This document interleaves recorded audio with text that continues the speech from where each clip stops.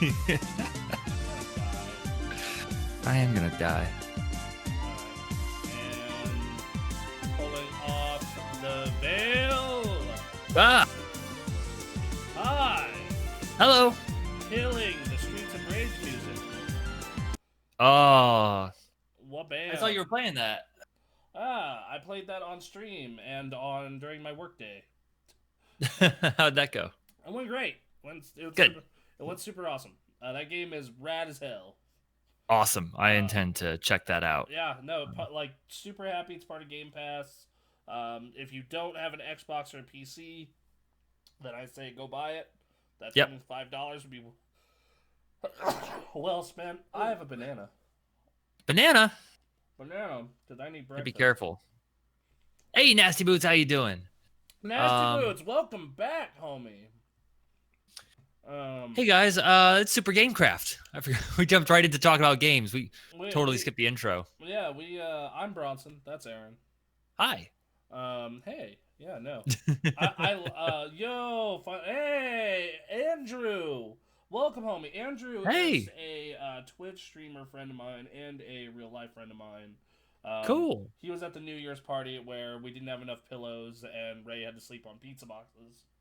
Okay, yeah, that sounds about right. So, yeah, no. Andrew, it's been a while, man. I checked out your stream earlier. You, by the way, everyone go follow and like his stuff. Like, he does retro streams and they're really cool and kind of weird. But he's he's a very entertaining, intelligent, engaging gentleman. So, you know. Cool. Yeah. You like to have more of those in your life. Yes, far more of those, not less. Yes. So, it's been a week. It's been a week. So hey, you may notice this stream's clarity is like just way smoother. Like it's gotten a lot better. Less dropped frames. Less everything. What's going on? Well, one, we switched our like video call thing to Discord. Yes, that's the first thing we did. Video call thing to Discord. Okay, so making sure that works. And then we've I built a new computer. What? I built a new computer specifically for the purpose of streaming. Beautiful. Which we'll go through the trials and tribulations of that. Yeah. Let's see. Andrew says, y'all are awesome. Finally worked out my tech issues. First stream got Eiffel Towered by roommates updating Modern Warfare. Amazing. Yeah, I saw you posting about that. Yeah, thank you. Ahoy, hoy, Cart Bale. Hey, Cart Bale, how you doing? One of our good friends from Europe. Yeah, no, how you doing, man? We actually so the last stream you were at, we talked Aaron's PC build. Now we're talking mine, funnily enough. Yeah, I'm interested to hear how this went. Cause Robert's here too. Well, we got a banging morning going. Great, glad to see everyone here. Yeah, no, love it. But okay, so I streamed my PC building process and I ended it after a certain point because I realized there was just a bunch of bullshit I was gonna have to do, and I didn't want to do it on stream with a bunch of people. So that was fine, but I showed off the whole process. You kind of kept things quiet until you had like an assembled box. So I want to hear about how this went. Oh yes, absolutely. As for Cartwheel, doing good. Still playing through Final Fantasy VII Remake. We're doing great. That remake is a great game. I'm halfway through it. I actually have a funny story about that in regards to the first summon that you can fight. Okay. So it's going to be quick. I fought the first summon, which is Shiva. And I went into it thinking it's going to be super hard because Bremen's like, oh, dude, she's so difficult. Like, it should be like 4 tries. And I'm like, okay. So I went into it. I bought a bunch of items and potions. And I'm like, oh, it's Shiva. She's ice. She's probably weak to fire magic. She totally is. Beat it first try, no problem. And I'm like, Bremen, why was that so hard? And like, you just used fire magic. He's like, oh, I didn't have any fire material equipped at the time. And I'm just like, oh my fucking god. You play Pokemon, man. Yeah. No. These tight matchups. So, yeah, PC building. So, I'll give a rundown of the parts list first, and Yes, then we'll go please. through the process. So, Yep. case is a Fantex full tower. I forget its name, but really, for $110, you're not gonna beat this. Power supply shroud, nice heavy dust filters that you can just peel off. Oh. Um, Cable management built in, motherboard standoffs built in, Yep. tempered glass side panel, super great. Yeah. Uh, for my motherboard, I went an MSI B570 or X an X570 Gaming Plus. It is an upper mid range motherboard for them. It's decent for overclocking. Comes with a heat shroud for your M.2, two M.2 slots. Just an overall good board. Lots of features. Has all the RGB shit you could ever want built into it if you really are inclined to do all that shit. Sure. Yeah, if you like to taste the rainbow. And I do. Okay, well, not me. I got all white lights on this thing now. Okay. Not entirely by choice, which I'll go over that a little bit. Mm-hmm. Mm-hmm. So my processor is a AMD Ryzen 9 3900X. Seems This like a is lot. far and away the nicest processor I've ever had in a computer. Like, Yeah. it's not even close. In fact, it's also the most expensive by a good $130. I was gonna say, where do you go after that? At that point, I can go to a 3950, which is $700, Eh. or you can start looking into Threadrippers, starting at like $1,000. Yeah, no thanks. Okay. Like, this is kind of the limit. $500 is like my hard limit for a CPU. This is for, Flame them working Shadow. class boys. Flame Shadow says, "Hey, what's up, Flame Shadow?" Hey, what's going on, man? So a 3900X. Ooh. Yes. Because here's why I went a 3900X. I know the 37 is great for streaming, but I wanted a bunch of headroom. I wanted to be able to like 1080p, 60 FPS streams, no matter what game I'm playing for the foreseeable future. Which this process on my old processor, just us doing this podcast, used to eat up about 20-ish, 25% of the CPU. Right now, it's eating 4 to 9. Okay. Good. Let's see. Let's see. My wall just crapped its pants at these numbers. Yeah. Threadripper alone just wow. No, that's the $500. If I'm on that Linus Tech Tip money, sure, but no. No, like I said, $500 is my hard limit for a processor, and this guy came in at 430. Yep. Robert, hey, White Owl, how are you? Thanks for the new build. Or congrats on the new build, says Robert. Thank you. Flame Shadow says I got a Radeon RX 5700 XT. That is a very good mid-range card. It is a good. I just had a friend who's slowly building their PC get a 5700X. I'm like, the AMD. But yeah, sure, yes. Well, like, great. So here's the catch with AMD, and I'm realizing this even with the processor. Their drivers are shit. That's what I've heard. Is it's a pain to deal with the drivers. Which I will get to that with this processor in a moment. Great.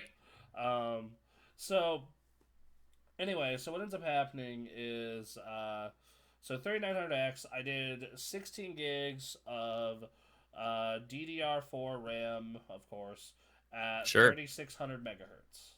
Okay. Because Ryzen likes that high speed RAM and it likes a lot of it. So I went up to 3600. I'm gonna be honest. I'm probably gonna add 2 more sticks like within the next 2 months. Okay. Yeah, no, that's what I did within like the first week. I like put the 16 in. I'm like looking at these numbers. I'm like, if I'm streaming and playing like a decent game, this is not. I can't keep pushing it like this. So yeah, gotta fill up all them dim slots, boy. Absolutely, and it looks great when you do it too. It does look badass. Now my RAM is all black. This ironically enough turned into a black and white build. Yeah, interesting. Okay. Yeah. Carvel says I'm still rocking a Ryzen 569 paired with a 2060 Super. Using NVENC for streaming is very light. Yeah, see, that's the difference. Is I'm on a 1080. Otherwise, I would have been more likely to consider the 3700. But Sure. I'm so like a 1080 moving to anything in the 20 series just isn't a big enough jump for me to be like this is worth $700. Yep. Or $1,200 if I wanted like a real jump. Right. So Oh, Flame Shadow CPU is AMD Ryzen 7 3700X. Nice. Very good. Sup, Ethan? We'll talk Ethan's PC build in a minute here because Yeah. he is the budget champion. I want to hear about how that's been going. I've been peeking in chat, but I was like, I'm well versed in the range that I was looking at for my PC. So when he was talking about he was showing off what he was getting for his low budget PC, I was like, I've never heard of these things before. I don't know. I don't want to speak on something I don't know about. I gotta say, Linus, and so I blew his build out of the water, and then Linus and Rich, a review tech, threw up. I looked up their 2 recent budget builds, and theirs both smoked mine. In fact, I'd say if you're gonna go with any build, go with Linus's just game build, and if you can't, that one, the one Rich did from Review Tech recently, is also like spot on. Okay. But yeah, so 16 gigs, DDR4, 3600. Went with an Intel M.2. Sure. And Yep. I know that everyone's going to be like, why'd you go with the Intel M.2, not the Samsung? Because it was double the price for the same amount of space, and I'm coming off my last SSD was a Samsung 750 EVO SATA SSD. Okay, which was already to me felt super fast. Everything booted quick, everything loaded quick. And then I looked and I was like, okay, let's compare how fast these are for read and write. And I actually look at all 3 of them. And I'm like, the Intel one is almost 3 times as fast as my current SATA one. Okay. So why? And the Samsung is twice as fast as that Intel. So I'm like, okay, I'm not gonna spend $100 for like a million times performance upgrade. Let's see what the 3 times is like. Yeah. Okay, he's cooking right now, so he's gonna take a minute, but he'll have his 2018 build soon. Right on. No worries. No worries. So I went with a 1 terabyte Intel M.2. I forget the exact name. But I mean, dude, this is the fast. Like, first thing I did, like when loading up Windows, after Windows got loaded in a time that I was just like, what the shit? That was ridiculous. All right. Like just how impressed I was with it. Yeah. I proceeded to look over to feeling cut might stream later. All right, Ethan. Well, cool. Good. I will try and drop in if I am available for sure. So we're what ends up happening is that's my first drive. Then I always do a second drive for storing games. Typically, it's a mechanical. And so what happened was back in February is the second hard drive in my last computer crapped out, and I put a 2 terabyte Western Digital Black into it, which is basically the best kind of mechanical hard drive you can get in this day and age. Okay. All right. And I was like, that's a brand new part. That's going to the new machine. Yep. That's barely 2 months old. Yep. So that got carried over. And then for cooling, I just did the built-in Wraithspire one, which, that's been mixed, which I'll go into that, why that is, because, and I think it might have just been the system. Yeah, okay, so the system when it idles, it's like at 46 to 50 Celsius. Okay. And right now it's at about 79. All right. So, it's running a little hot, and I'm not sure why entirely that is. It might just be the fact that it's just like such a high-end part with a fucking Wraith cooler. It could be like, but I've also been reading all this stuff about like voltages and stuff. So I don't know, but it's not killing itself. It's still in the green, so I'm not too concerned about it. Okay. You know, well, I'm very curious to see how it's going to respond to like a heavy load. Um, but even on load, I haven't gone above like 85 Celsius, so I'm Gotcha. not too concerned yet. Okay. Um, when I first got it, it was like idling at 75 Celsius. I was like, what the fuck? Like, that's bad. And I think that was just like the thermal paste, like getting heated and whatnot. So, Right. yeah, so there's that. Okay. And I think that's it for the part list. Oh, a Corsair RM 750 watt 80 plus gold power supply. Okay. Nice. So let's talk about the building process. Yes. Woke up Saturday feeling good, feeling energized to build. Got all the parts out. Went to the kitchen table, and the reason I didn't stream it is because I just didn't have the setup to do it. Sure. I would have had to pull the kitchen table into here, or get a folding table and angle the webcam from on top of the TV, and then all that stuff. So I was like, you know what, I'll just tell the story on the podcast. Yep. So first thing I do is I go in and start working on putting stuff into the motherboard. RAM, super easy. CPU, super easy. The hard part, actually, for me at least, was the M.2 because of its itty bitty baby screws. Really? I didn't have a screwdriver that was small enough. Oh no. Even my smallest screwdriver from my toolkit could not work with that screw.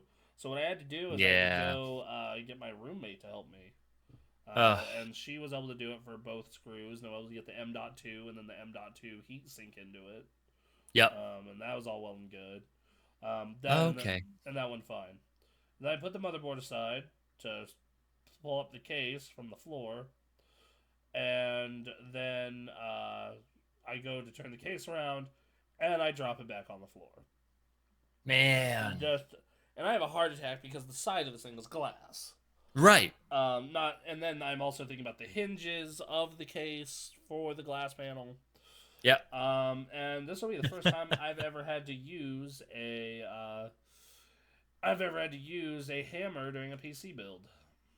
Oh God. Okay. Because one of the hinges got bent out of place for the sling glass door. Because the way the glass door works is you lift up and slide onto the two hinges, and it just goes back and forth. But one of those Fine. hinges got bent too far out, so you couldn't close the door all the way. So I was just like, well, there's only one real way you can move this. Yep. Whap, whap, whap, whap. Door comes on, screws in perfect. Okay. Good God. This is the second time working on a case I've nearly broken one. What was the other time? On Nefarian, his front panel has this little plastic bit that's really easy to break, and we broke it. Okay. And then, I found a solution that made it look not cheap, to where, it had this little bar behind it where, the dust filter is, and you just wrap some tape around that bar and then the inside of the little plastic piece, and it looks like you can't see the tape, and it looks like normal. Okay, fine. Harville says I'm feeling very uncomfortable right now. Yeah, that's rough, man. Yeah, that was not a fun experience, but it got fixed. It looked Yep. good. You can see the pictures on the Discord. Looks great. Yep. So now we installed the Wraith cooler. Was really weird about that for two reasons. Okay. I have never had to do the hinge style install. Which where you have to line it up and you put the thing on and you reel it on the other one. You flip the two things to hinge it down. Oh, okay. Yeah. Yep. Yeah, no, because all my CPUs have been Intel, which is just right. 4 screws. The only other computer that I had that I built was an Intel computer, so it was like, yeah, no, it was weird. Yeah, that was a weird, and also the thermal paste being pre-applied was also weird. So yeah, we were having that conversation earlier about pre-applied thermal paste. It's like, yeah, they're doing that now. You don't have to worry about that. Yeah, like I mean, it's super nice of them, but it Yes. was also really just weird because I was just like I wasn't used to that concept because on my last water cooler, the H60. Let's see, Intel 3770, 16 gigs of RAM. I want to say DDR4, Yeah. 1060, 400-watt power supply. So far, that's not a bad rig. I like it. That's a solid. That is a solid budget build even today. Yep. You know, I would say I would say if you don't have one, get a solid state drive in it, and you'd be good to go. I have one. But yeah, so so go in. So that was really uncomfortable. Like okay, and I feel like so I got the one side hooked right, and I'm Yep. like trying to push it down to make sure it clamps on the other side. I'm like, please don't break, please don't Yep. break. Yep. I'm just like, It's a tight ass fit. it's a tight fit, and it also just like yeah, it's uncomfortable the entire time. Yep. So, proceeded to do that, mount the CBU cable around, was able to tuck it beneath that little slot on the top of the motherboard and the CPU cooler, Okay. so it doesn't look like shit.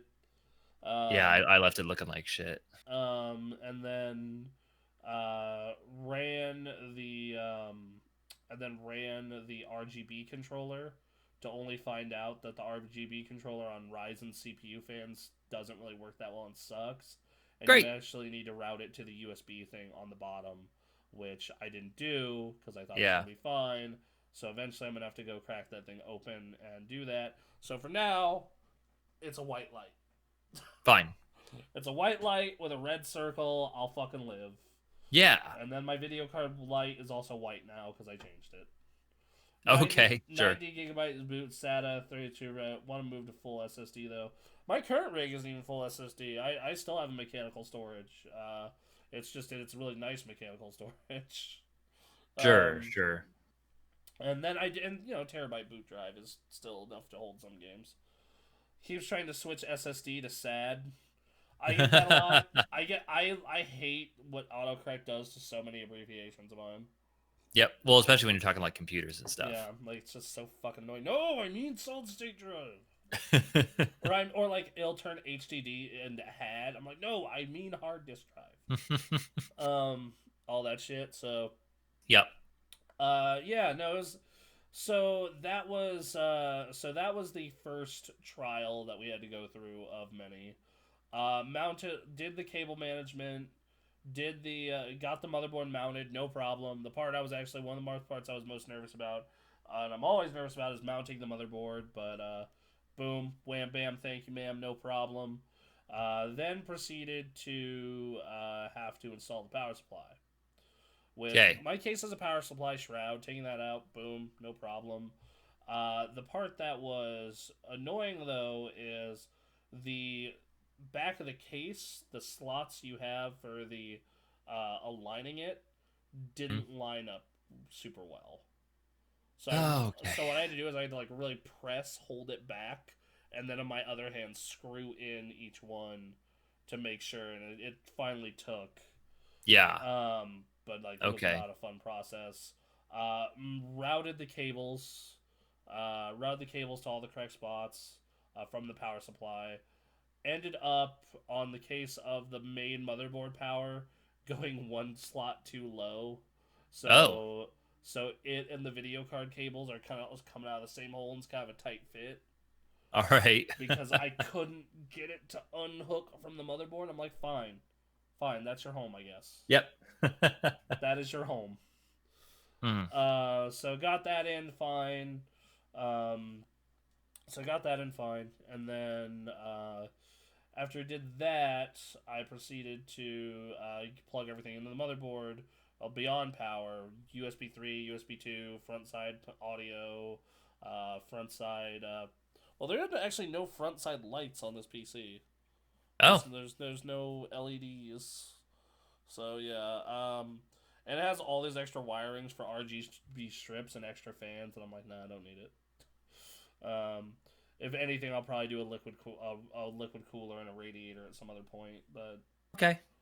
for now, this is fine. Yep. Uh, Sure. um, so Yes. Yeah, that's that part went fine actually. Because everything these days on these motherboards is labeled, so it's Hmm. like it clearly says USB, like in the manual too. So it's like clearly says USB 3 audio, USB 2. You know, Yep. all the little tiny ass wirings for the front panel stuff. Dude, yeah. Um, all that went in fine, and I did the video card. So I had to pull the video card out of my old machine, Okay. and I undo the two screws, and it's just not coming out. And I'm like, what the fuck is happening? And like I tug it a little bit more, and it looks like it's like going to rip off the board. I'm like, okay, no, that's obviously not the answer. And then I call Anthony. I'm like, hey, Anthony, do you remember anything specific about this board? Why it's doing this? He's like, oh, right. There might be this little clip in the middle that you need to clip down. I'm like, are you fucking serious? I look, of course, buried in the middle of the motherboard beneath the graphics card. Flip it down, comes right out. Great. Perfect. A fucking idiot. Move it over to the new machine. Align, slots in, no problem. Didn't really have a problem with the I/O shield on this one either. Boom, no problem. Okay. Um, yeah. Then I was like, all right, I don't want to try it with two drives in just in case I fuck up Windows. So I'm just do it with the one drive. I do my test boot. Boots, loads the Windows first time perfectly, gets everything installed perfectly. It's except I forget I'm not hooked to the fucking internet. Oh, all And right. because I'm in the kitchen. And I'm like, shit. So now I need to go. I move the entire test system. You know, no side panels in, no cable management done, to the bedroom. Hook it to the monitor, hook it to everything. Do a test run, and it works. It worked fine. It worked great. But keep note of that activated Windows offline part for later. Okay. It's important. All right. Oh, Mm-hmm. so got that knocked out. Yeah. Did finish the wiring, put in the second hard drive, but forgot to connect a power cable to it. Boot the Cool. machine, everything works perfectly. Tempered glass panel looks great. Everything's looking awesome, except the second drive isn't connecting. And I'm like, and I remember I was like thinking back. Thinking back to like for the cables I plugged. I'm like, shit, I forgot SATA power. And I'm just like, and I open the back panel, run a cable. How this is the shitty part about power supply shrouds. Yeah. I have discovered Uh-huh. if you have a power supply shroud, it looks great. It makes your build look super clean and cool. But it also you have to remove it anytime you want to do something. Yes. So I had to fucking unscrew the power supply shroud, go run that cable through the back, connect to the SATA fucking hard drive, and then we're good to go. So that's the physical build. Now we got to get to software. Right. So do that in a minute. But there's a couple things I want to note about this. One, I'm actually considering moving my top set of hard drive cages for more airflow Okay. because I don't need 6 hard drive cages. No. I don't need 3 hard drive cages. Nah. I need You, about you 2. really don't need it. Nope. So yeah. So I'm gonna probably get around to doing that eventually. I'm maybe installing some more fans depending on this cooling situation. So yeah. Software. Windows went through great. It's been taking forever to install everything I need Of course. because like last night I got like 400. I installed like 400 gigs, 500 gigs of video game. Right. Yep. Fuck you, data caps. God damn it. Good thing I live in a stereo without data caps. Because let me tell you, let's take a look. Hold on. World of Warcraft, that was 100 gigs. Yep. Let's see. Red Dead, that was 100 gigs. And then let me pull. And then I downloaded a bunch of stuff off Game Pass, which Forza 75, Halo 100, Streets of Rage 4, Grice 4, Sea of Thieves about 60, Gears 100. So it's Yeah, no, kind of games are kind of a lot. um, and then I installed Disco Elysium and Heroes. So the first two games I installed though were Streets of Rage because it was super tiny, and Heroes of the Storm because I wanted to be able to like.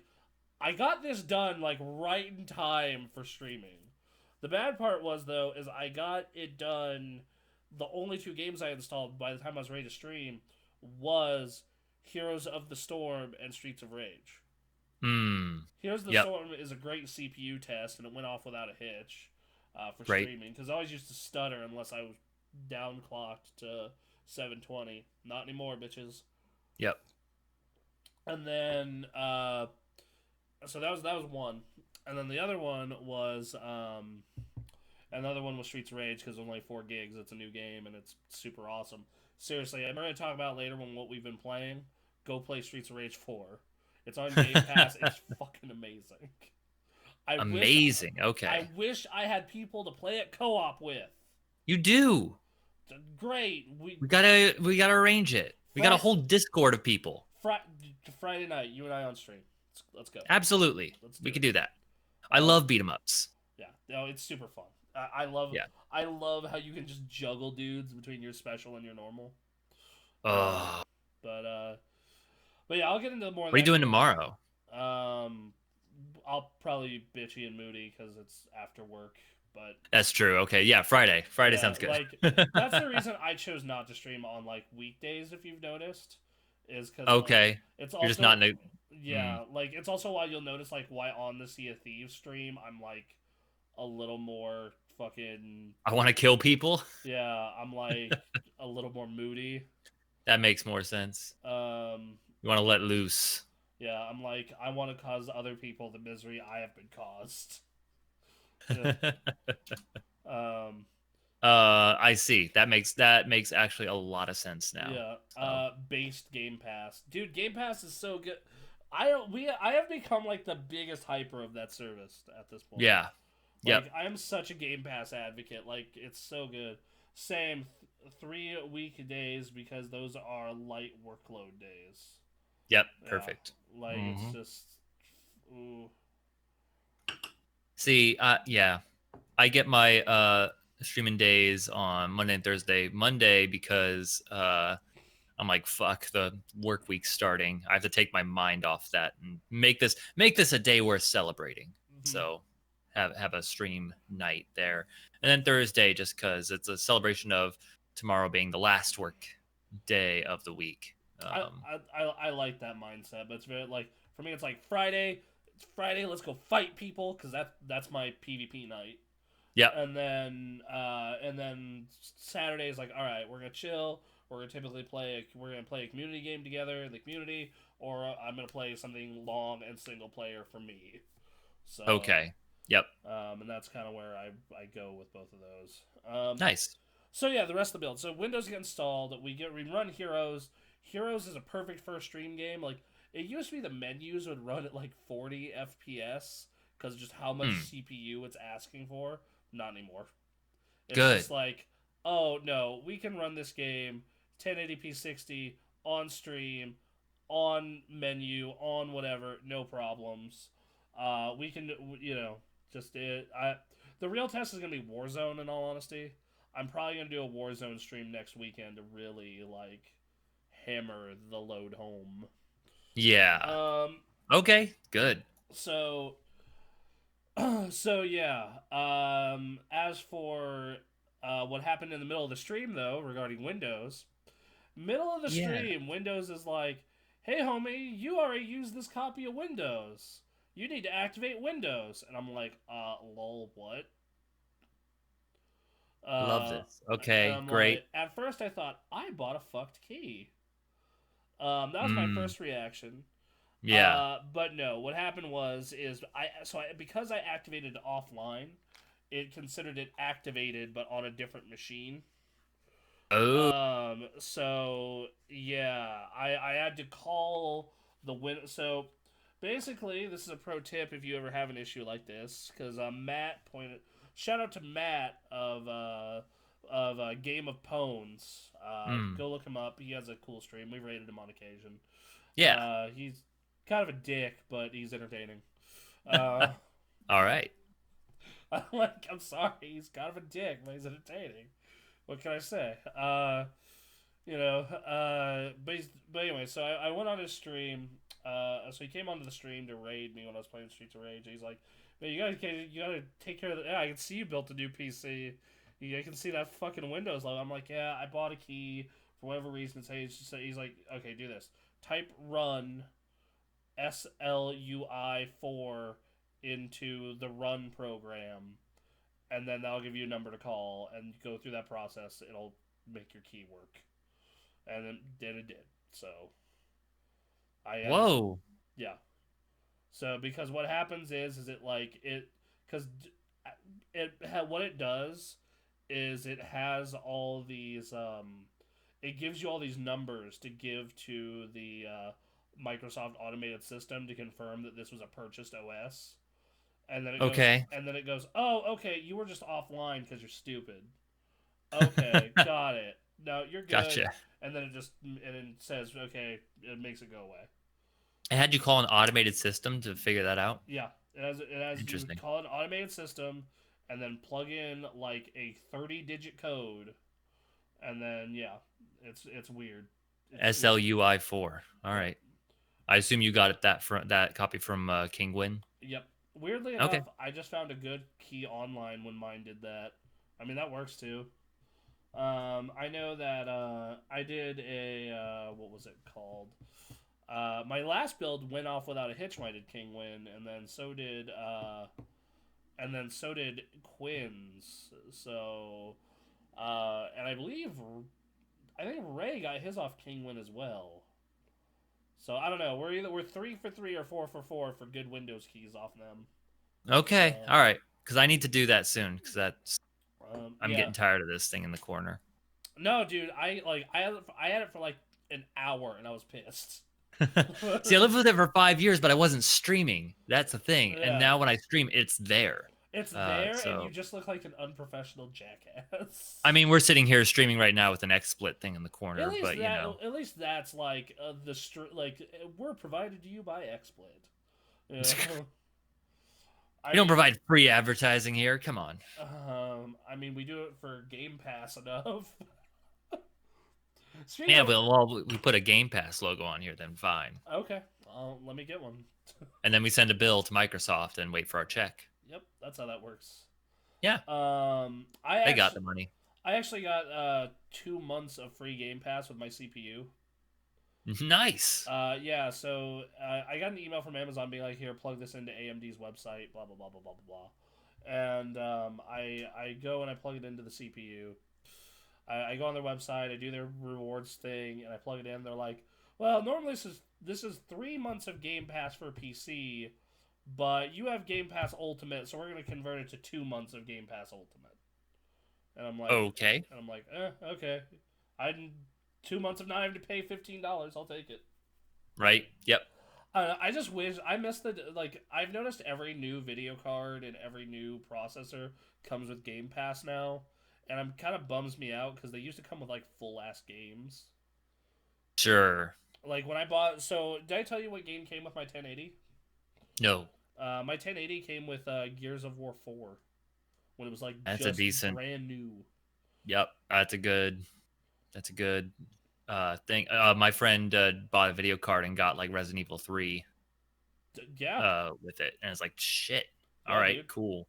No, I remember. I didn't get anything like that. Yeah, it's typically for the higher end parts that they do that. That's Sure. probably an extra. Like, I'll go on Newegg right now. Hold on. Let me pull up the Newegg's. I think I got like a Game Pass thing from Newegg. Yeah, you probably have to do what I did to activate that. Yeah, Let's, probably. What happens if I buy a 2080 right now? Rage of Aquarius, did you get like a key online for Windows, or did you just pay like the full price for the Windows? Because I'm like having this discussion constantly. I think he probably did the King one thing, or a similar one. Right. Wow, this is not a good time to buy a 2080. They don't give you a dick. All right, let me go 5700 XT. We brought that up earlier. That's a really good price for a video card these days. Yeah, you get Monster Hunter World, RE3, and Game Pass. Wow. That's Yep. a killer deal. Yeah, that sounds awesome. I'll take that. Let's see. Let's see. Let's see. We're the Millers. You guys are getting games? Haha, paid. I mean, what? Totally legal. Uh, See, there you go. Okay, perfect. yeah. Dude, so I get Windows Pro also just because it's like $3 more on the. Sure. But it's just like that's the only way I feel like normal people do Windows these days, unless they have just tons of money. Unless they have the money to handle it. Otherwise, it's 'Cause, like no one's paying that price, man. dude, yeah, $100 minimum for Windows Home. You guys are assholes. Versus like Kingwin, who has a supplier in like Mexico who gets you a Mexican key, but since they're not region locked, it doesn't matter. So they can sell it for $30 and still make a profit. As long as that's like doesn't cause problems, that's great. I'm I good to mean, go. look, man. I feel bad dicking over certain game devs, which is why wouldn't use that service for that. But I feel Microsoft gets paid literally millions of dollars from companies to buy like 1,000 of those at once. Right. No, I don't feel bad about ripping Microsoft. It's that like I'm afraid of even like paying $30 and then having that go down the toilet if it doesn't work. Yeah, I mean that's the risk there, right? But like Yeah. for me, I just I was like, I'll take the chance, and I've taken the chance 3 times now, twice with my own computers, once with Quinn's, and every single time it has worked. And I think we also did it for Ray's. Next build I'll actually buy. My last one was a rip I borrowed from a friend. Dude, let us know. We know where you can get cheap Windows keys. For it is a chance, but it is still a legit key. So I don't know if you're able to get that stuff working for free, that might be the best deal there. But I mean, he said I think I next build he'll actually buy. oh So gotcha. yeah. I just realized for my PC components purchases, Mm-hmm. I got an Xbox Game Pass gift. Okay. So yeah, The- you'll have to go on AMD's web rewards website, install their rewards program. They'll Uh, so what they need to so they need to verify that you actually bought the part and are so you gotta using like it. register the product or something. So they install a little thing on your system that checks to see, all right, what'd you buy, a whole system or just a CPU/GPU? Okay, you bought a Right. CPU. All right, let me check. All right, cool. Follow this link. Confirm that you want it. Great. And then you go to Microsoft's website and you enter the code in for Game Pass, and they're like, in your case, you're actually getting 3 months. In my case, they're like, nah, motherfucker, you're on console too. You get two. Yeah. Great. Um, false advertising, motherfuckers. Um, I mean that's Jesus fine. That's Christ. $30 I wouldn't have had otherwise. So Yeah, yeah. yeah, I'll take it, and I get to enjoy Game Pass on my console as well, dude. I really like yeah. So went through, installed, and I'm gonna be installing games and software over the next like 2 days. I still don't have Resolve on here. I still don't have Avast. I'm Right. still missing like half my games. Um, like this is gonna be like an all day project today and like throughout the week. So Sure. I am at the moment I get Windows, I'm gonna download that to my NVMe drive, and then I'm gonna just like I have to spend the whole day finding all of the essential stuff to carry over, and then I'm just wiping these drives to start anew. Because um, I am at like a capacity with 1 terabyte and then one 250 gig SSD. so you want to talk about an interesting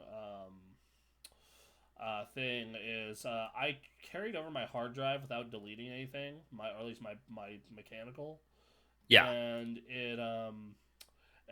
I tried, and it was working fine with Steam, but like Game Pass was like, no, fuck you. This was made by a different computer, Ah, so I had to format that whole drive, wow. and I'm just like, fuck. God Jesus damn it. Christ. Okay. So yeah, that was a bummer. Yeah. No, hard bummer there. God damn. So yeah. But no, so and that yeah, that was the whole process. Still gonna be. Don't know when I'm not sure if I'll ever get around the RGB thing because I'm like, yeah, the white looks good. Right. The pulsating rainbow isn't that annoying. Yeah. Around the rim, and then on the other side of that, I'm gonna really look into this like heat thing. So Okay. we'll because I'm like, 43 idle, 45 idle, isn't that bad, but like You can get that cool. midstream, yeah, midstream, we're running at like 78 right now, and I'm like, that's a little hot, but we'll see. I don't know. I'm gonna check it post like playing a game for a real long time, like Yeah. a long Red Dead session, and see. Okay. So Yeah, I'm thinking for my PC, I have like all stock coolers that came with the fans that came with the case. mm, Thinking about I'm thinking about AIO just because it would work well with the setup I've got here.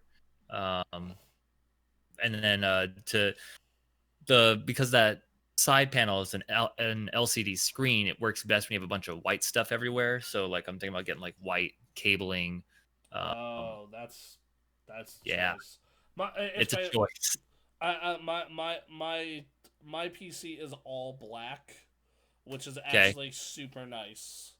Mhm. Like everything being black except there's like two white lights, and the video card has a yellow stripe on it because it's fucking Zotac. That's right. Yep. So but like everything just looks so clean. Like it just looks like this black fucking monolith from the future. Um, and There you go. I still don't have a name for it yet. I think you had it there. The Black Monolith for the Future. It's Space Odyssey Hal, 2001. or HAL no, or no. well, What was the I don't name know. of the There's computer? there's a term you could get in there. Um, I'm still working on a name for mine, but I've been with the LCD screen. Like I can put a bunch of different things on here, and I imagine it'll change over time. But I've just been having the Matrix like raindrops yeah, going at all times. yeah, it was HAL 9000. HAL 9000. There you go. So Yeah, no, I'm trying give to it some time. Give it some time. yeah, like it's gonna drive me nuts until I do. Like I'm trying to think of like different characters that wore black, a lot of black that I like. I was just like, I don't know, you name it GLaDOS. You could. Um, I yeah. need to watch. I decided I need to watch. This is gonna be. I'm gonna draw the name from the Matrix, but I want to pick the right term, so I'm gonna watch You all of the Matrix name it movies. Keanu. Keanu. Keanu. Hmm. Mm. The dirty things I make this computer do. It's too. Keanu's too pure for it. I'm afraid. My initial instinct is to name it Neo, but I don't know. Go Okay. But the thing is, it's not the most efficient computer either, just due to cost issues and my lack of complete understanding of PCs. This is not at its most optimal, so I don't know if it's worthy of such a name. Ethan says Morpheus, Morpheus. Yeah, Morpheus, not that's bad.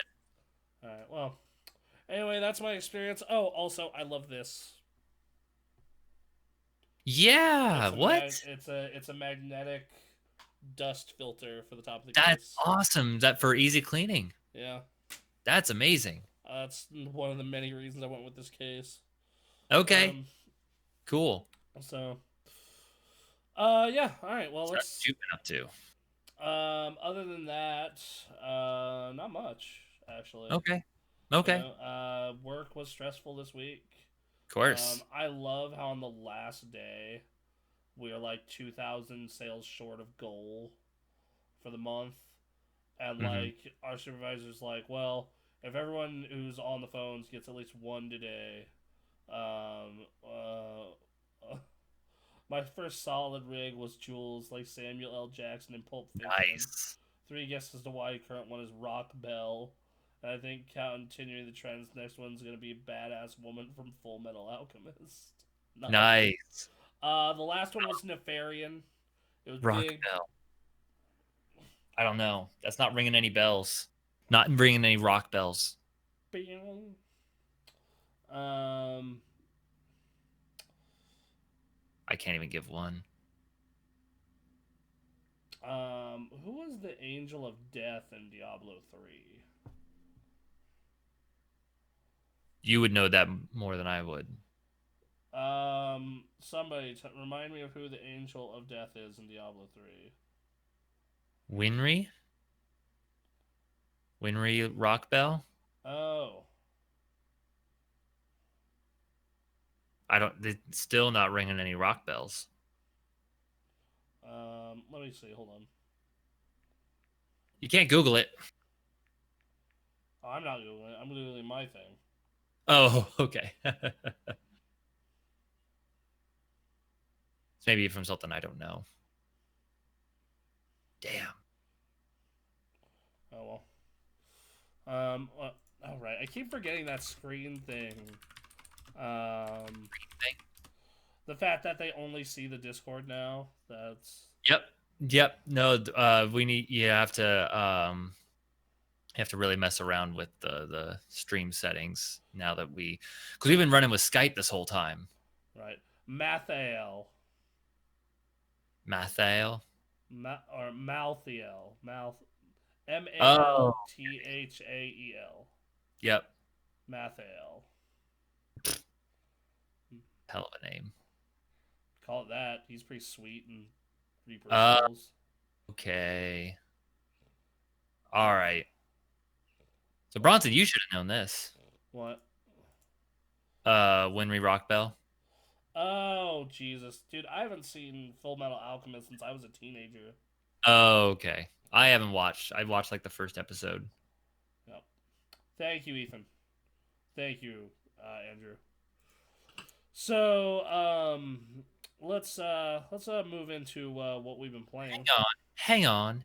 What? I did stuff. You did stuff? What'd you do? My week was not entirely eventful, but let's see. What did we do Monday? What was our stream Monday? That's right. I tried to play Final Fantasy VII. And you got DRM'd, and it was hilarious. Oh my God! So I have to refund that. And do that today. Go buy it. Yeah, I'm gonna have to do that today. I'm gonna refund it, and then I'm gonna try and get it on PS4, and then I can just play that, and then we'll be able to do our Final Fantasy VII run. Then, but I didn't get to do that, so we tried. I think it was some Shogun 2. Well, we played some Ken Griffey Jr. Presents Major League Baseball, which is still one of the best sports games I've ever played. Andrew says y'all are killing me here. I know. We'll get to a little bit of anime in a second here. Then played some Total War Shogun 2. What's that noise? Sorry. What? Twitch was being dumb. It's not something you can hear because you're not fucking... Yeah. Anyway, go ahead. Sorry. Played some Total War Shogun 2, which that game seems fun, but just does not hit the right buttons for me. We had a blast on the stream. You know, we got raided by Nakatami, and that was fun talking with everyone. But the game itself, I was like, all right, yeah, sure. So then, let's see, that happened. We've been working on a couple things. And then Thursday had our pirate night. I thought we had a pretty good pirate night. Yeah, a couple things on that. We finally got to fight someone. Yeah. Holy shit. He murked the shit out of you guys. And then I got an achievement for murdering him by shooting him in the back. Yeah. It says it was ignoring the rules of engagement. But I saved our ship. So You did. And then thankfully we did that when we didn't have anything on the ship, so there was low stakes, but I mean, if we did, it would have been a moment of glory all the sweeter. But it was just Nothing more demoralizing in a game like Sea of Thieves to not get any kills. So that was a bummer. But but we got through that. You saved the ship, so we had the ship at least going in the area that we had it. And we got a good haul. Not the best, but a pretty damn good haul. And yeah, that was a real fun time. And then let's see, Friday you were streaming, and we hung out for that. Well, hold on. I want to talk about on Thursday. Two things from one thing from Monday is we were the #1 Shogun Total War stream in the world for a 3 year for like a 2 hour period. And I was like, sitting there, be like, this is, I don't know, sure, Total War, yeah. This is a game I've never played, and this franchise I've never played. Hey, tells you about how Shogun 2's doing. And then I play, and then during Pirate Night, I got to we were not going after people the way we said we would. No, because the moment we started getting loot, it was not. We couldn't. Hell yes, Gamekast pride. Fuck yeah. So we go. So I was just like, all right, well, so we get docked. We turn in all that treasure, and like and Quinn fires his cat out of a cannon. Yeah, emote spam. Yeah, all right. So, and then I'm like, and then like Stephanie is freaking out because she's like, "Oh my god, you fired that poor cat out of a cannon." Da, da, da, da. Oh my god, that's right. And then she's up on top of the crow's nest messing with that fire barrel. Oh and god. I pick up her cat, and Quinn's like, "What are you doing?" And I literally I was just like, "What do you mean? What am I doing? Like, what are you doing?" I was like, "I'm just petting the cat. Don't worry." He's like, "Don't do it." And I'm like, "What? Do what?" And he says, "Just put the cat down." And I'm like, "All right, you got it." And I put the cat in the cannon, and I launched that motherfucker. Yeah. I launched Stephanie's cat into space. And Quinn's like, "I'm getting off the boat." She's like, "Did you launch my cat?" And I'm like, "That's right, boys." Yeah, Monday little food. Slim Thick. What is going on? Thank Hey, you for the follow. Nice to see you, man. Little Slim Thick. And so I fire the cat out of the cannon, and you immediately, and I'm like, "What? You said put it down." And you immediately follow up with poor choice of words. That's immediately where my thought went, because he's like, "Put the cat down." It's like, oh no. If she's worried about cat cannons, keep her away from Postal 2. They make great silencers. Yeah. Yeah, no, I have seen that. Okay. Oh lordy. So we. God, that was fun. And then I realized there's a fire barrel on the ship, and I can kill everyone. See, when he can't, this is the big problem, is when he can't kill other people, then he turns to us, and it's a problem. You guys need to direct my bloodlust appropriately. Okay, well, we also need to get loot so we can up our reputation. We can't just keep killing people. If we steal their loot, we can have loot for reputation. If we were good enough for that, that'd be great. No, the only way to get good is to practice. Yeah, I suppose so. But that's why we did that first. That's why we tried to fight people first before we went to go do loot. Anyway, so I'm like, there's a firebomb on the ship, and I'm like, I can kill everyone. And she starts chasing after me with a gun. So I throw a firebomb. Did you just throw a firebomb at me? I'm like, what? You were shooting me. And then we run back to the ship where the firebomb is, and I'm like, I'm making sure, like, I know you're on the ship. Yeah. And I'm like, "Quinn, are you on the ship?" He's like, "Yes, I'm back on the ship."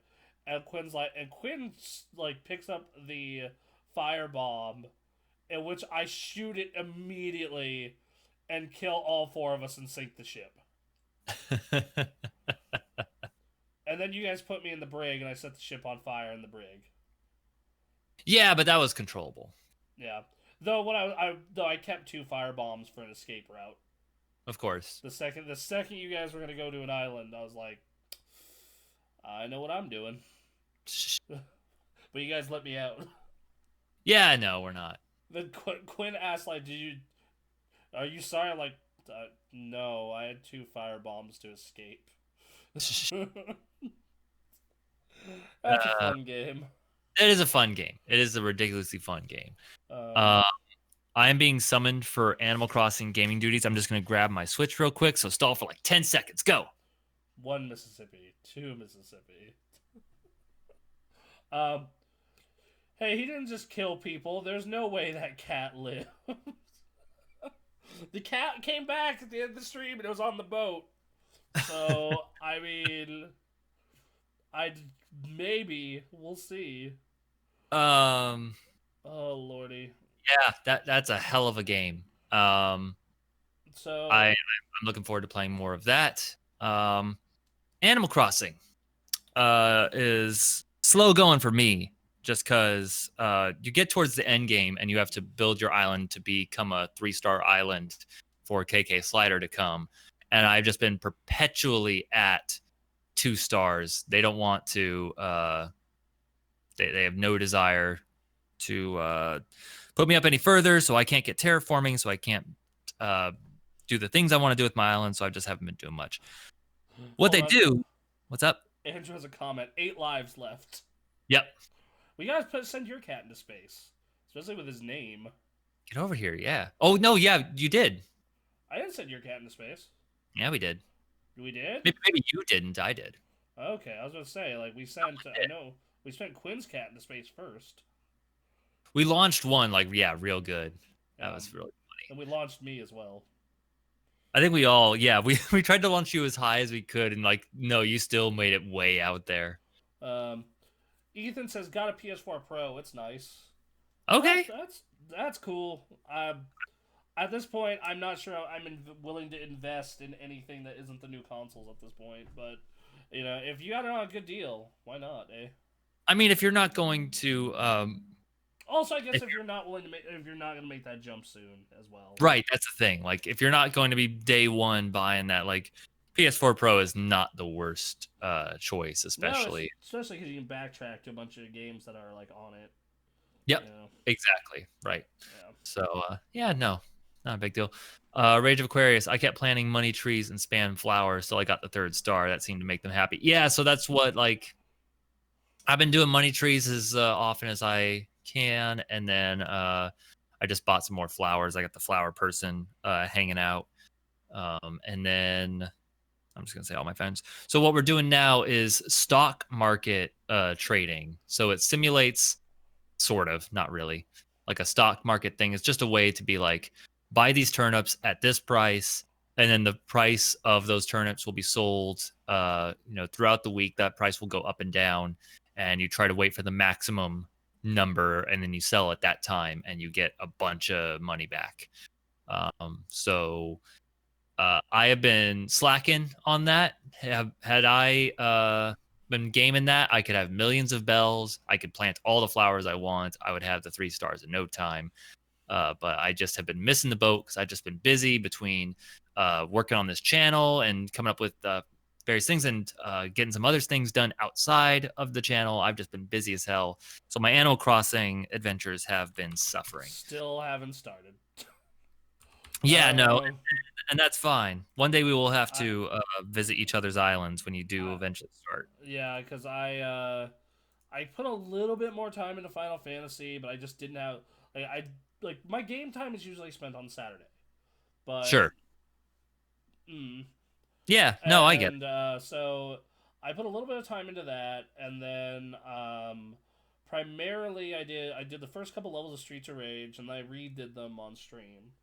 Yeah. And then I played Halo all Friday night. For the There you stream, go. That's right. And it was wildly popular. 4 new follows. Like, we got a sub. Like, it was. People really like me playing Halo for some reason. I think that's something that we've been posting on social media, and then advertising Halo, and people really love Halo. And this is my personal opinion as to why that is. I think there is going to be a constant crowd of people who absolutely love and adore Halo, even when it's kind of more towards a downturn in popularity. Is Like it not because of my leak skills? it can be if you play more. I'll have to get those back. I I don't used know. You showcased a bit of it, specifically on Zanzibar for a brief second there. That was impressive. Yeah, no, like every now and then, like the demon of my pro days possesses me, and it's like, oh, I'm just like, what happened? Uh, um, Uh, like that's exactly what'll happen. It's just like you just see flashes of what was. It's like when Michael Jordan played for the Wizards. right. You see a moment, and it's like, what? What? It's just like, yeah, it's just like, it's just like you see like that sniper run on Zanzibar, or that quad kill on Bloodline. Like you just see a flash, and then it's just like, back to sucking. Um, Sure. Everyone is a slut for Halo. It's one of the first rules of Microsoft. Yeah, but like it kind of received a downturn in 4 and then a real downturn in 5, even though five's competitive multiplayer was awesome. Um, I don't know. I think the part of the Instagram popularity is like on Instagram I show off my Halo stuff. Yep. I actually have the Master Chief helmet up there. I have a Halo 1 original print Master Chief figure up there as well. He's in black. And then I have those two giant posters. That you only get those posters two ways. Either you went to Comic Con 2009, or you went to the first Halo Fest. Okay. And I went to the first Halo Fest. So You should. Did you say you were getting rid of that bed? yeah, most likely. You should rearrange your gaming setup so you have like a condensed gaming shrine behind you. Just put all. I Just mean, put everything in that one like square. it's It'd be a lot. It's a lot to ask, but yeah, that's what I'm thinking about when I'm setting up this new place. I'm honestly probably putting like just armchairs there. Oh, okay. Let's Fair see. enough. Let's see. I streamed on my own schedule. Oops. It's okay then. Yeah. As long as you don't promote your stream when our stream is going, that's when we're like, motherfucker, do not We come to love our. you, but that's when we throw on our leather jackets and we start coming at each other while snapping. Exactly. But no, Halo went real good. I'm starting to get back into the rhythm of being good at Halo. Okay. Part of the hard part with Master Chief Collection though is like I can't dedicate to just one Halo, Right. so I can't get practice enough to get good. You know. Sure. Because every Halo plays differently, so Yeah, like if I were to do that, I'd probably do 2 Anniversary. It's the one I'm enjoying most, but it's a shame it only has like 8 maps. I right. learned it from Game Talk with Ethan. And everyone asks how they want Halo 5's multiplayer to play, and I'm like, that Halo 2 Anniversary was real good. Mm-hmm. That's all I'm saying. Yep. Yep. So yeah. And Saturday was Heroes and Streets of Rage because we couldn't get anything else in. I wanted to play Gears Tactics for the podcast, but I just didn't get it downloaded in time, unfortunately. Sure. So that'll be a next week thing with Final Fantasy.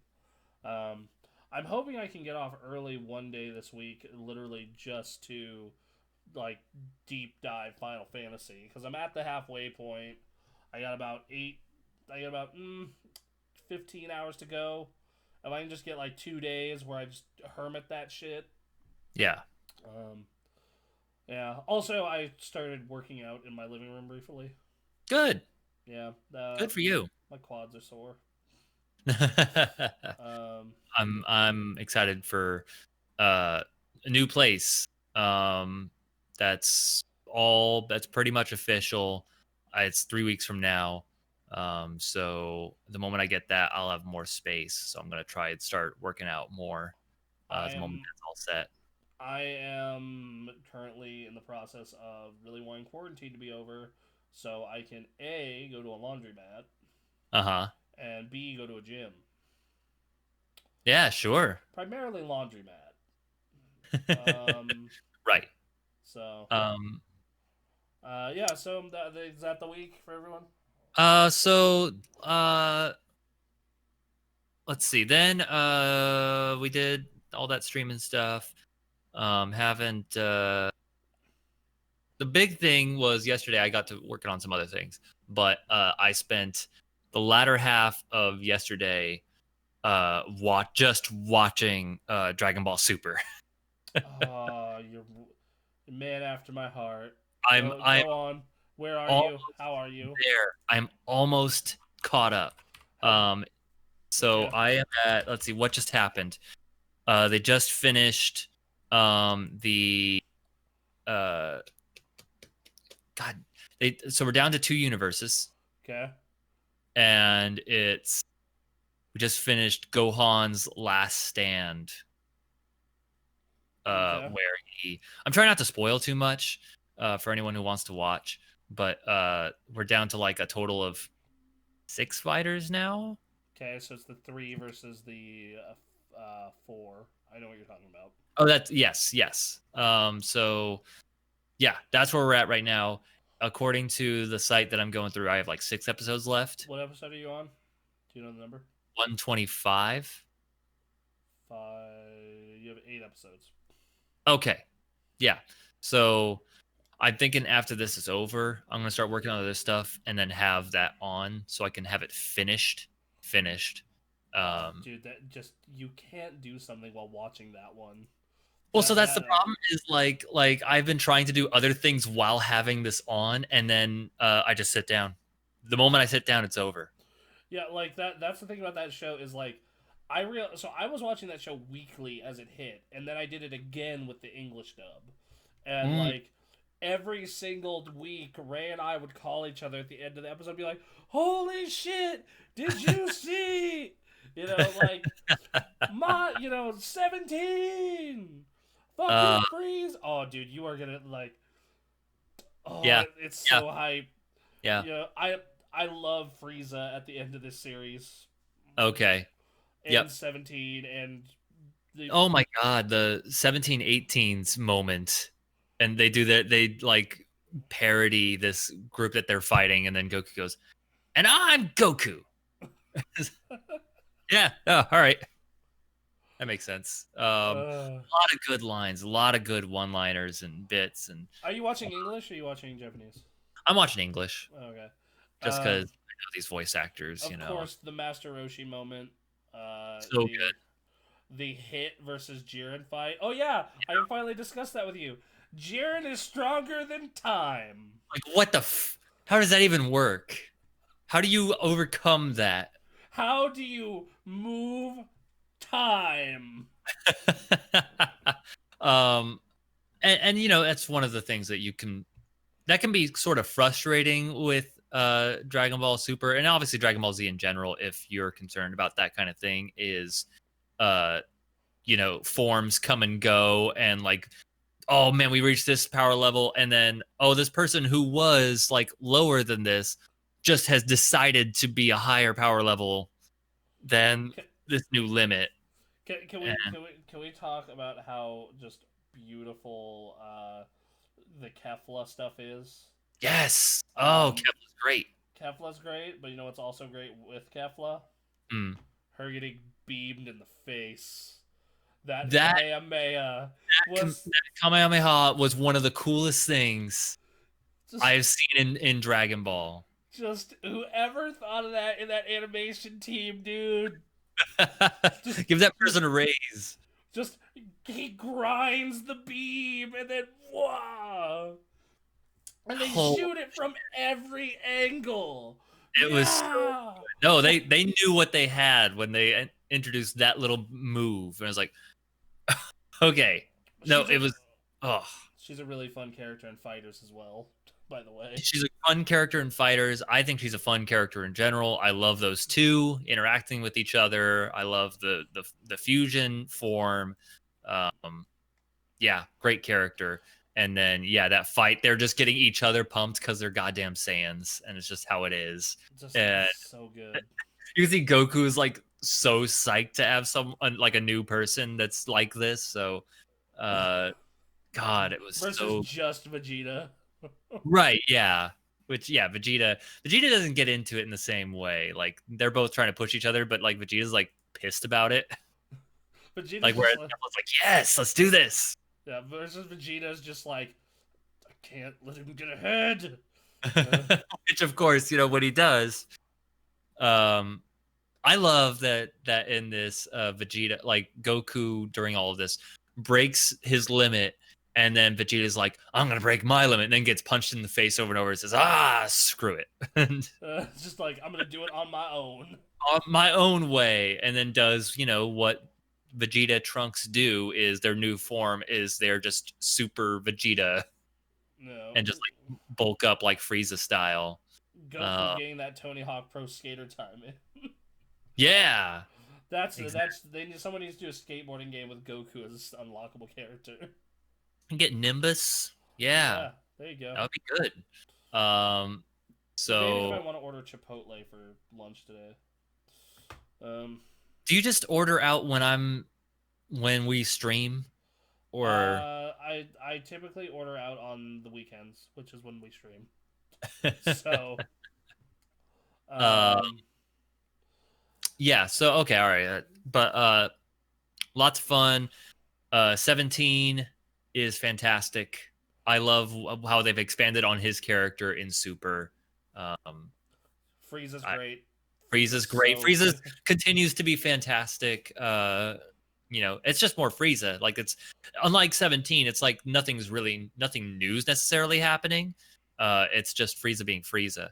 There's a great moment where they have one of the final fighters, like the pimp guy, becomes the Super Power Rangers monster, wandering the field. And so they're dealing with them. The Z fighters are dealing with them for like 10-15 minutes into the episode, and then Frieza comes in as like messing with Goku or something, and then Goku directs his attention towards the monster, and Frieza goes, wow, he's tall. And it's a double whammy because first of all, Frieza has this Napoleon complex where he's just short and he needs to add height to him. Like he had, like there was a movie where he had to add like 6 inches to his height, like was his wish.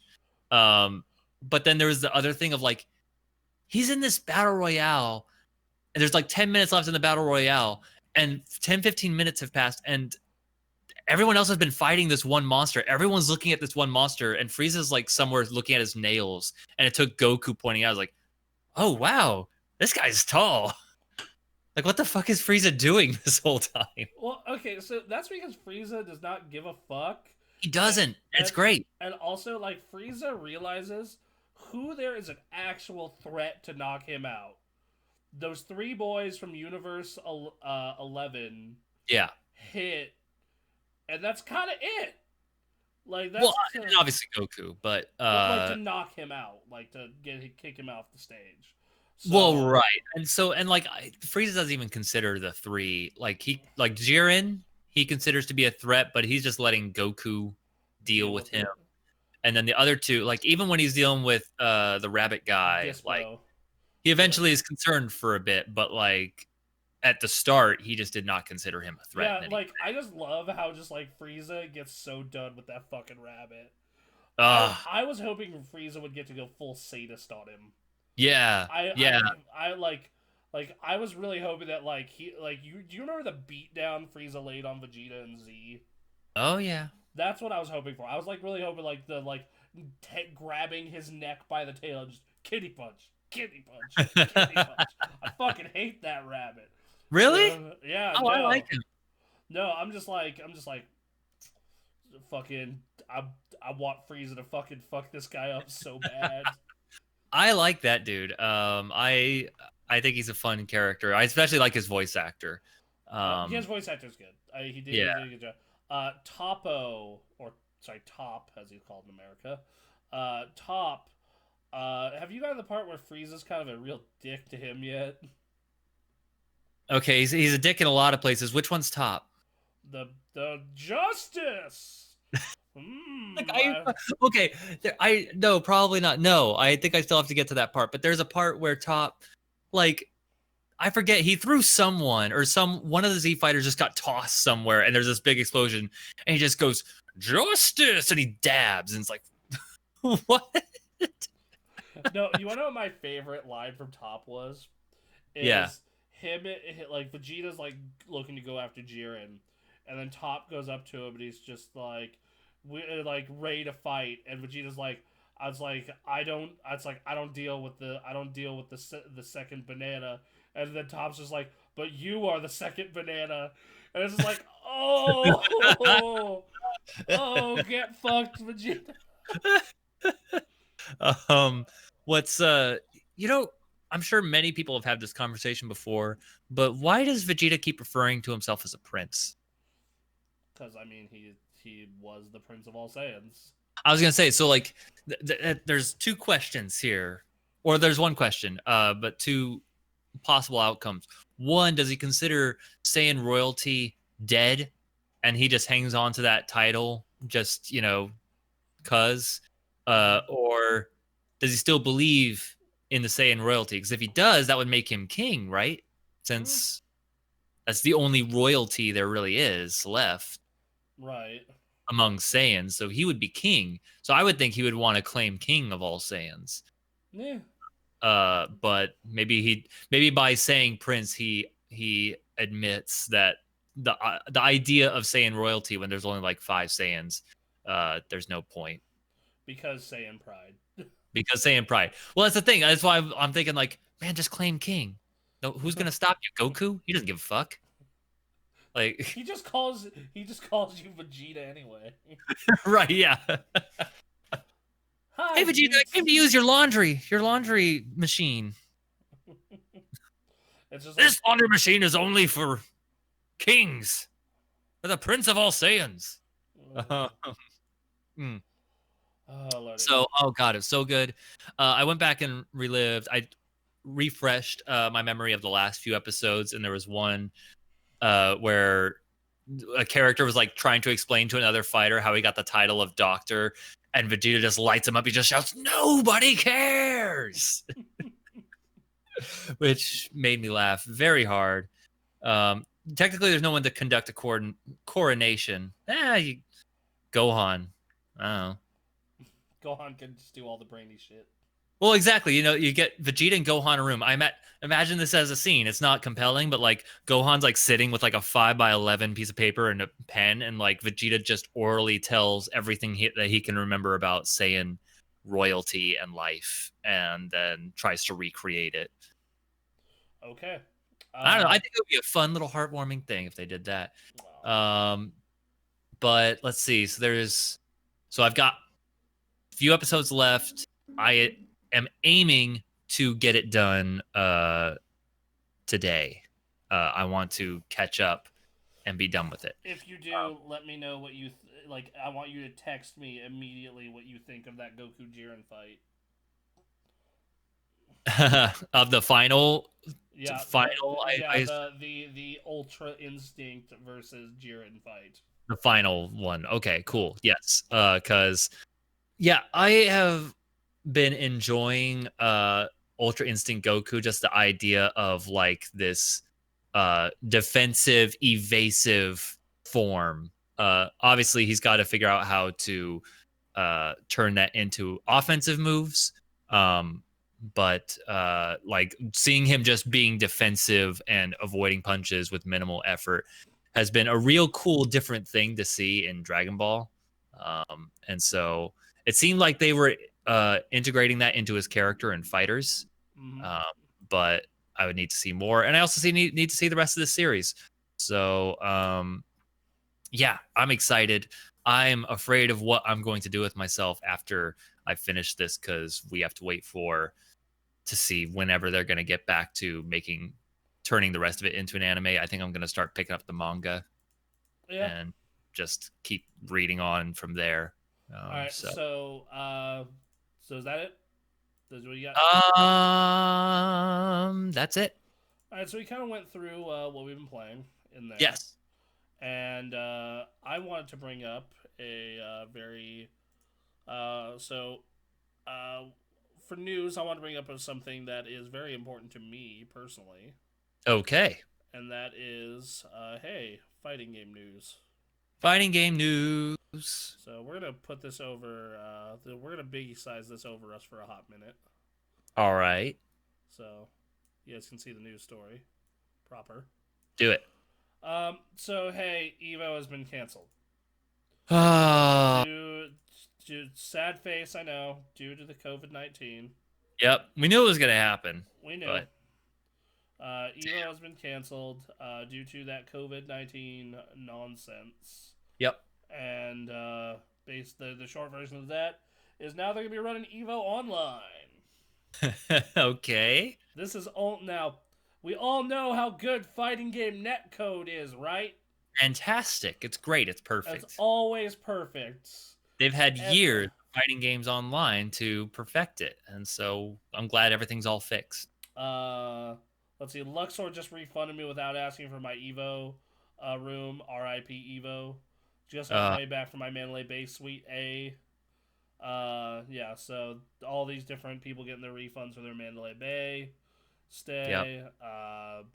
Mr. Wizard said that on April 15th they plan to keep everyone updated, and then they finally put it out this year. Now, outside of Street Fighter V, if you hack it, Uh-huh. all these games have ass netcode. Mm-hmm. Every single one of them. Dragon Ball, it's peer to peer. It's hot garbage. Tekken, only if both people have 5 bars. Ethan says Wi-Fi Warriors Unite. I'm gonna pull some stuff from the Discord. Don't you worry. I got shit to bring up there too. All right. Oh yeah, I'm definitely gonna order Chipotle today. Okay. No, Good. I have enough rewards points where my next order after this is free. So hell yeah, I'll get a All right. free meal later in the week. Cool. So anyway, so just tons of people like Grand Blue, Dragon Ball, both and Unist all basically use the same shitty, terrible netcode. Yep. Samurai Showdown also notoriously shitty netcode, and also weird to play online. Same with Soul Calibur. I can't even get matches half the time. Uh, Um, Marvel vs. Capcom 2 doesn't have online except for the PS3 version and Xbox 360 version, which you cannot buy anymore. right. And then we all know how great Smash Online is. Uh-huh. Mm-hmm. Perfect. And man. So, we got a bunch of reacts to this from the fighting game community that I'm going to pull up now. Great. All right. So, Let's take a look at this. first one is Justin Wong. Let me be a commentator. At Grace G ain't going to enter no Evo online.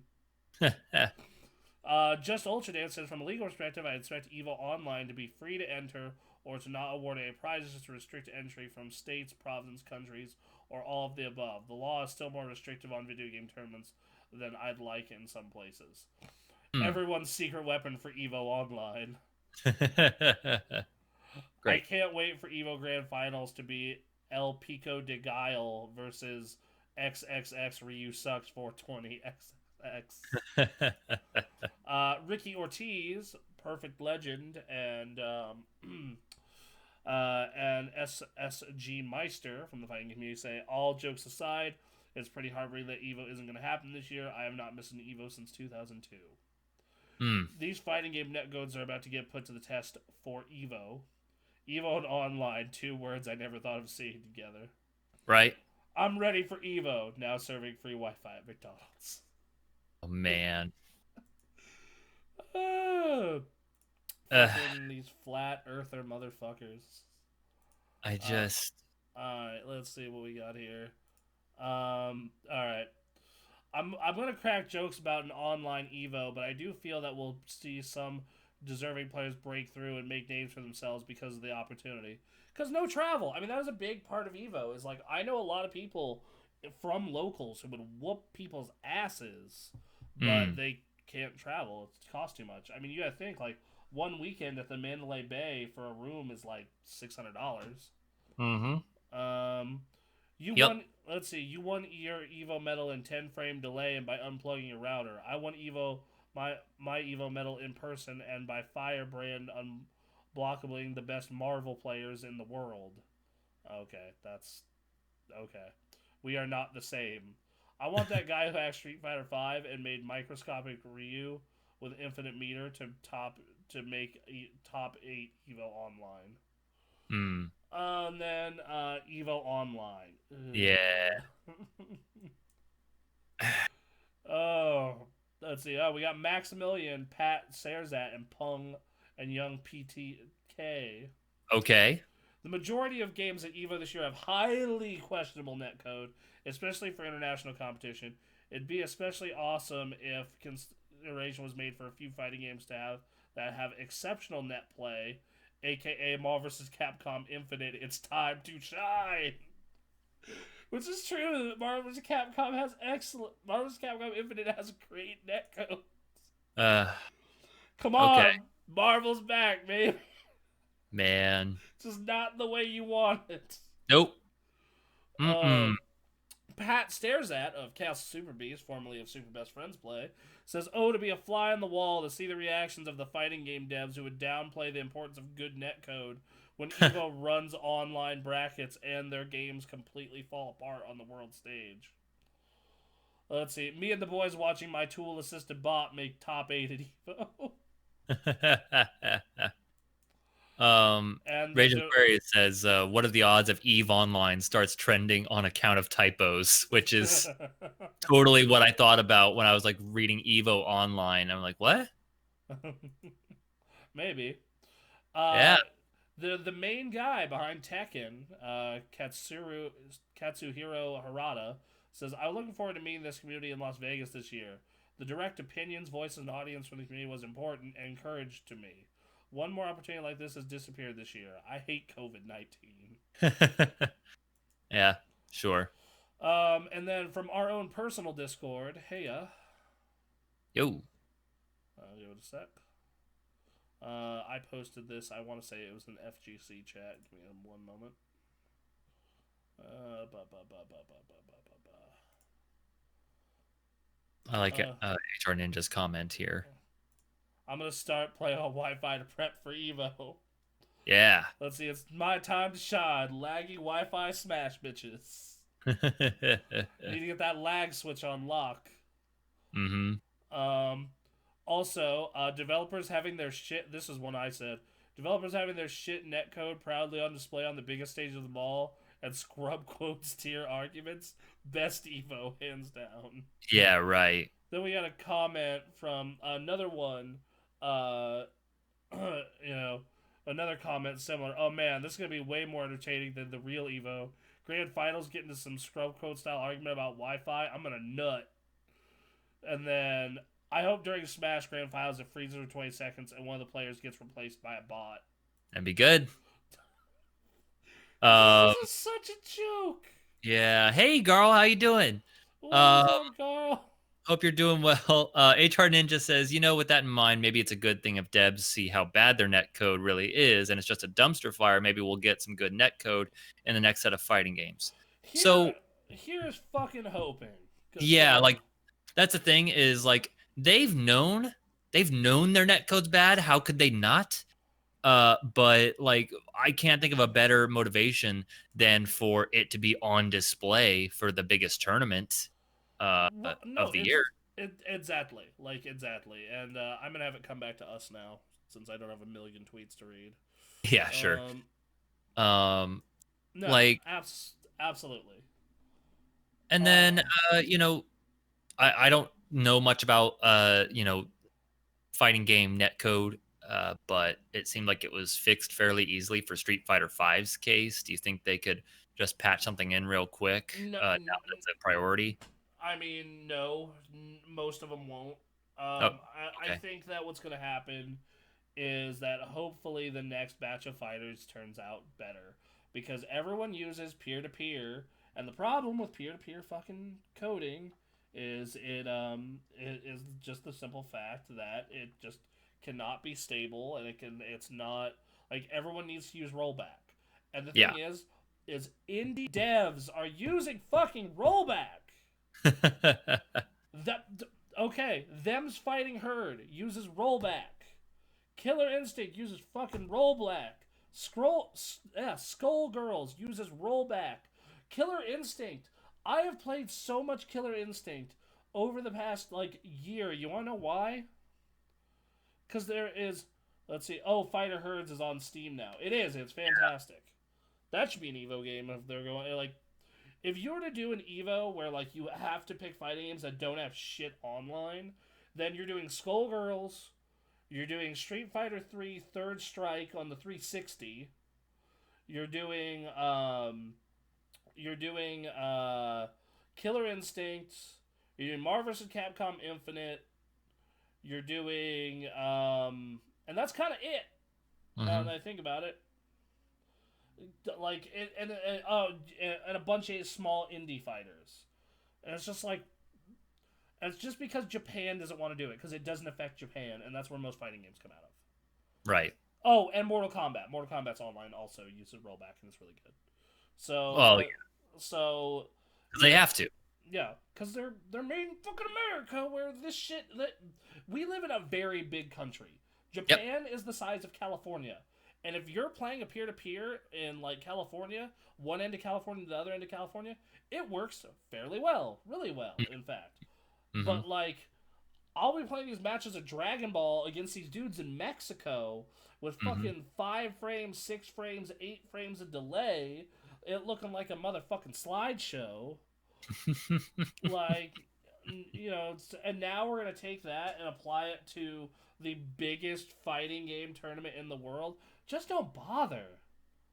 No, like you said, we need to have it happen so we can all see it and witness it and make memes for months. Yeah, yes, it is going to be very good for /R Kappa. You know, it's going to be great for this stream because we stream fighting games, and it's going to be great for Pat and Wooly and Max and all those guys. You know? Like Wooly does that show Get Into Fighters. Giant Bomb, Jason's into fighters. Yeah, we're all gonna have a field day. Anyone who produces fighting game content is gonna have a fucking ball. Yeah. But like for the actual competitors, this sucks dick. Yup. Like I'll depending on how much it costs, I'll enter Dragon Ball's Evo online tournament. Yeah. Why not? Yeah, it's fucking. In a way, this will be the biggest Evo tournament ever. And literally everyone in the world square up. And then that's the thing is like maybe this throws a lot of things into question. Like if they let everyone get in, like maybe some of the best fighters ever have never competed because they never wanted to go anywhere, and then they just blow people out of the water. Well, that's what happened with those Tekken players in where are those Tekken players from? Was it Iran? I think it was Iran. Yeah. Hold on. It wasn't Saudi Arabia. No, it was definitely around that area. Or is it Pakistan? Let's see. It was Iran, I believe. Okay. I want to say it was Iran. Hey, Unspoken Barrett. Hope you're having a good Sunday. Unspoken Barrett, we're talking that Evo cancellation. Been a while, man. Glad to have you around. But no, so like you have this fucking thing where it's just like I hope what this happens is they sit down and they realize, okay, every game needs Killer Instinct style netcode. Hey man, we're happy that you came by. I'm glad that today's eased up on you where you can relax, chill, watch our insightful commentary about how everyone needs to go to the Killer Instinct dev team and be like, what did you do for netcode? You should roll back. Here, just go to this web page here. It'll get you started. If you're in Japan, okay, fine. Capcom, Japanese team, go talk to the Marvel vs. Capcom Infinite team. Yeah. Just like, no, please stop this. Capcom of all people would be like, because I'm sure they're gonna like ask people from Japan. Does anyone have this figured out? And like most Japan devs will say no. Right. Why would we? Because we live in Japan and we match against people in Japan, which this is not an issue here. not even everyone in Capcom has it under control, as we've seen with Street Fighter. Yeah. It's, I guess, yeah, So man. Well, okay, so this will either go, at best, this will go decently well, but I also think we'll see people who we've never heard of before do really well, and then I don't know if we'll see them again. yeah, we'll see, man. So yeah, we should hop on the next news story. Sure. You know, and here's the thing: if someone does really well, they might get a sponsorship or at least a one shot to Yeah, someone sponsor their visit just to, Um, yeah. So yeah, let me pull up What's the next story? the next story. Everyone's done buying turnips on my island. That's good. Make us some money. Buy me some dump. I'm gonna biggie size this. Hey, all right. So, how can I watch the Inside Xbox May 2020 stream? So, Microsoft announces giving a first look at next-gen Xbox Series X games at the Inside Xbox Microsoft event taking place on May 7th. While we've seen that the Xbox Series X looks like its hardware and what some of the features it can do, they have literally only shown us 2 trailers in engine, not even gameplay, of what's going on with that. So, they're gonna be the Inside Xbox May 2020 event. It is gonna be starting at May at 7:30 a.m. Pacific time. Oh my god, that's in time for me to stream that. As long as fuck.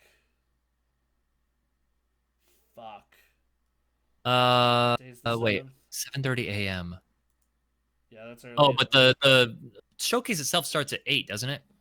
It starts at 7:30 a.m. That's all I have here. Depending on what my work hours is that day, I could totally stream that. If you do, I'm gonna see if I can like drop in on a Discord call and react with you. Yeah, IGN's Facebook, Twitter, and it just has a bunch of links here. Okay. So, what do you think will be shown? Here are games that are here are games they might see. Oh, fuck you, IGN. I mean, we're trying to guess stuff. Okay then. Well. So yeah, I'm ready. But ready? So this is essentially, we've been talking about this. What day is that? The 7th? That is Thursday, I believe. Yeah, Thursday. Thursday the 7th. We got a couple of comments. That's where you go with indie fighters like Melty Blood or Million Arthur. Hey, Melty Blood players can finally play that game from the comfort of their own bathroom. Right. Dive Kick Evo tournament. Fuck Hell yeah. Yes. Hell yes. I've been playing Animal Crossing since March 27th. I haven't seen Daisy May once. Oh, you got to look around the entire island. I found Daisy May likes to wander around the beach where I have like nothing built. It's like, what are you doing over here? You fucking. I'm just reacting to the bathroom comment. So. So. Yeah, like we've talked about this a few times, but this will be the last Gamekast we'll do where we do not know what's happening with the next Xbox. Yeah, absolutely. This is it. And by this time next week, we will have plenty to talk about, I am sure. I hope so, dude. I want them to go 100% great bathroom content / comment. Woohoo.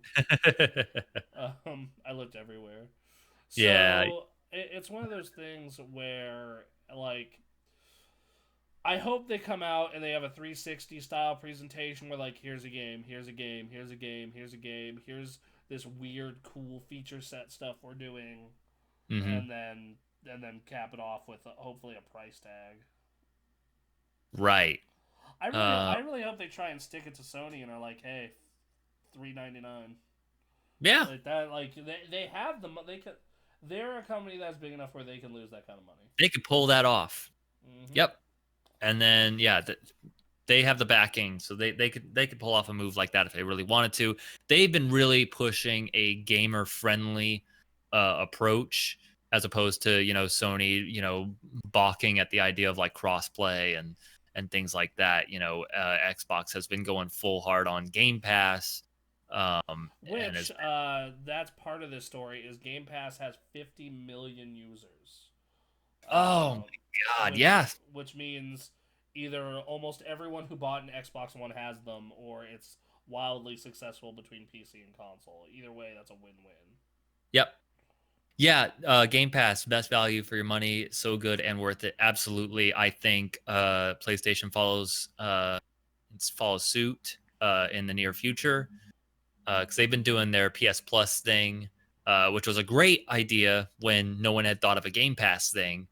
That was the best deal going, and now yeah, we've moved to this, and yeah, I think PlayStation follows, and then yeah, I don't know if Nintendo will do anything, but Nintendo's just their own thing, so we're not going to worry about that too much.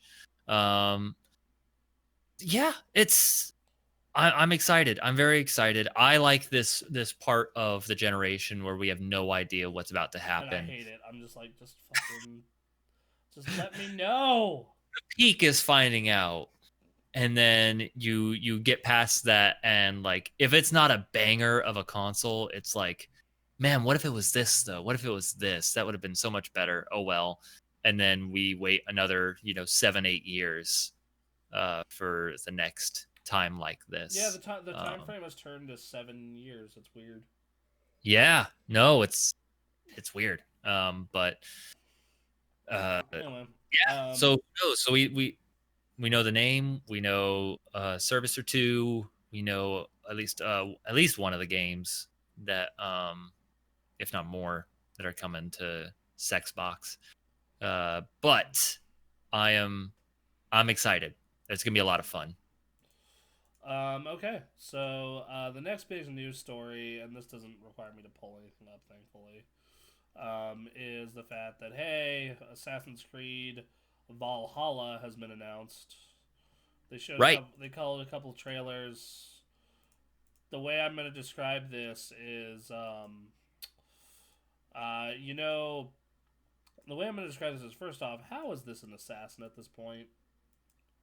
How is this Assassin's Creed anymore? And two, this just reminds me of, hey mom, can we get God of War? We have God of War at home, and then it's this. Also, the PC version is exclusive to Epic Game Store. Oh wow, okay. Won't hit Steam at launch. By the way, Andrew's comment. Literally, I got it for Outer Worlds, and they've just kept. Yeah, dude. Every month they get something on there that I'm like, fuck, I'll play that. Yep. We've been streaming Sea of Thieves every Thursday. That's on Game Pass. Yep. Halo was on Game Pass. I owned it before, but if you didn't have it, Yep. It's a fantastic deal. Dude, AC has had a great run recently. They have. Mm-hmm.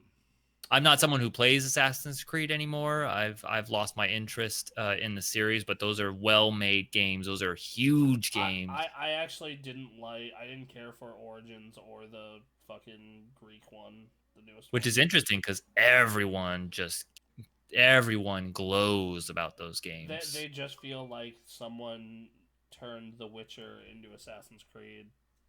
Don't you not like Witcher? I don't like the way The Witcher plays. Okay. I love Black Flag is still the best one. It goes Black Flag 2, and then you can kind of quit after those two. You're good. You're done. I don't know what I've seen of those Origins and the other one. Mm-hmm. They're like huge and amazing and great settings for a game like that. But I have been worn out of the Assassin's Creed style of game, so I feel no reason to go back. But if you're into those games, it's great. So I wonder. I haven't looked at the trailer or anything, but sure, yeah. Have they done ninjas yet? No. Shoguns and all that seems like Assassin's Creed. Right. Hey, ninjas. You would think, right? Yeah.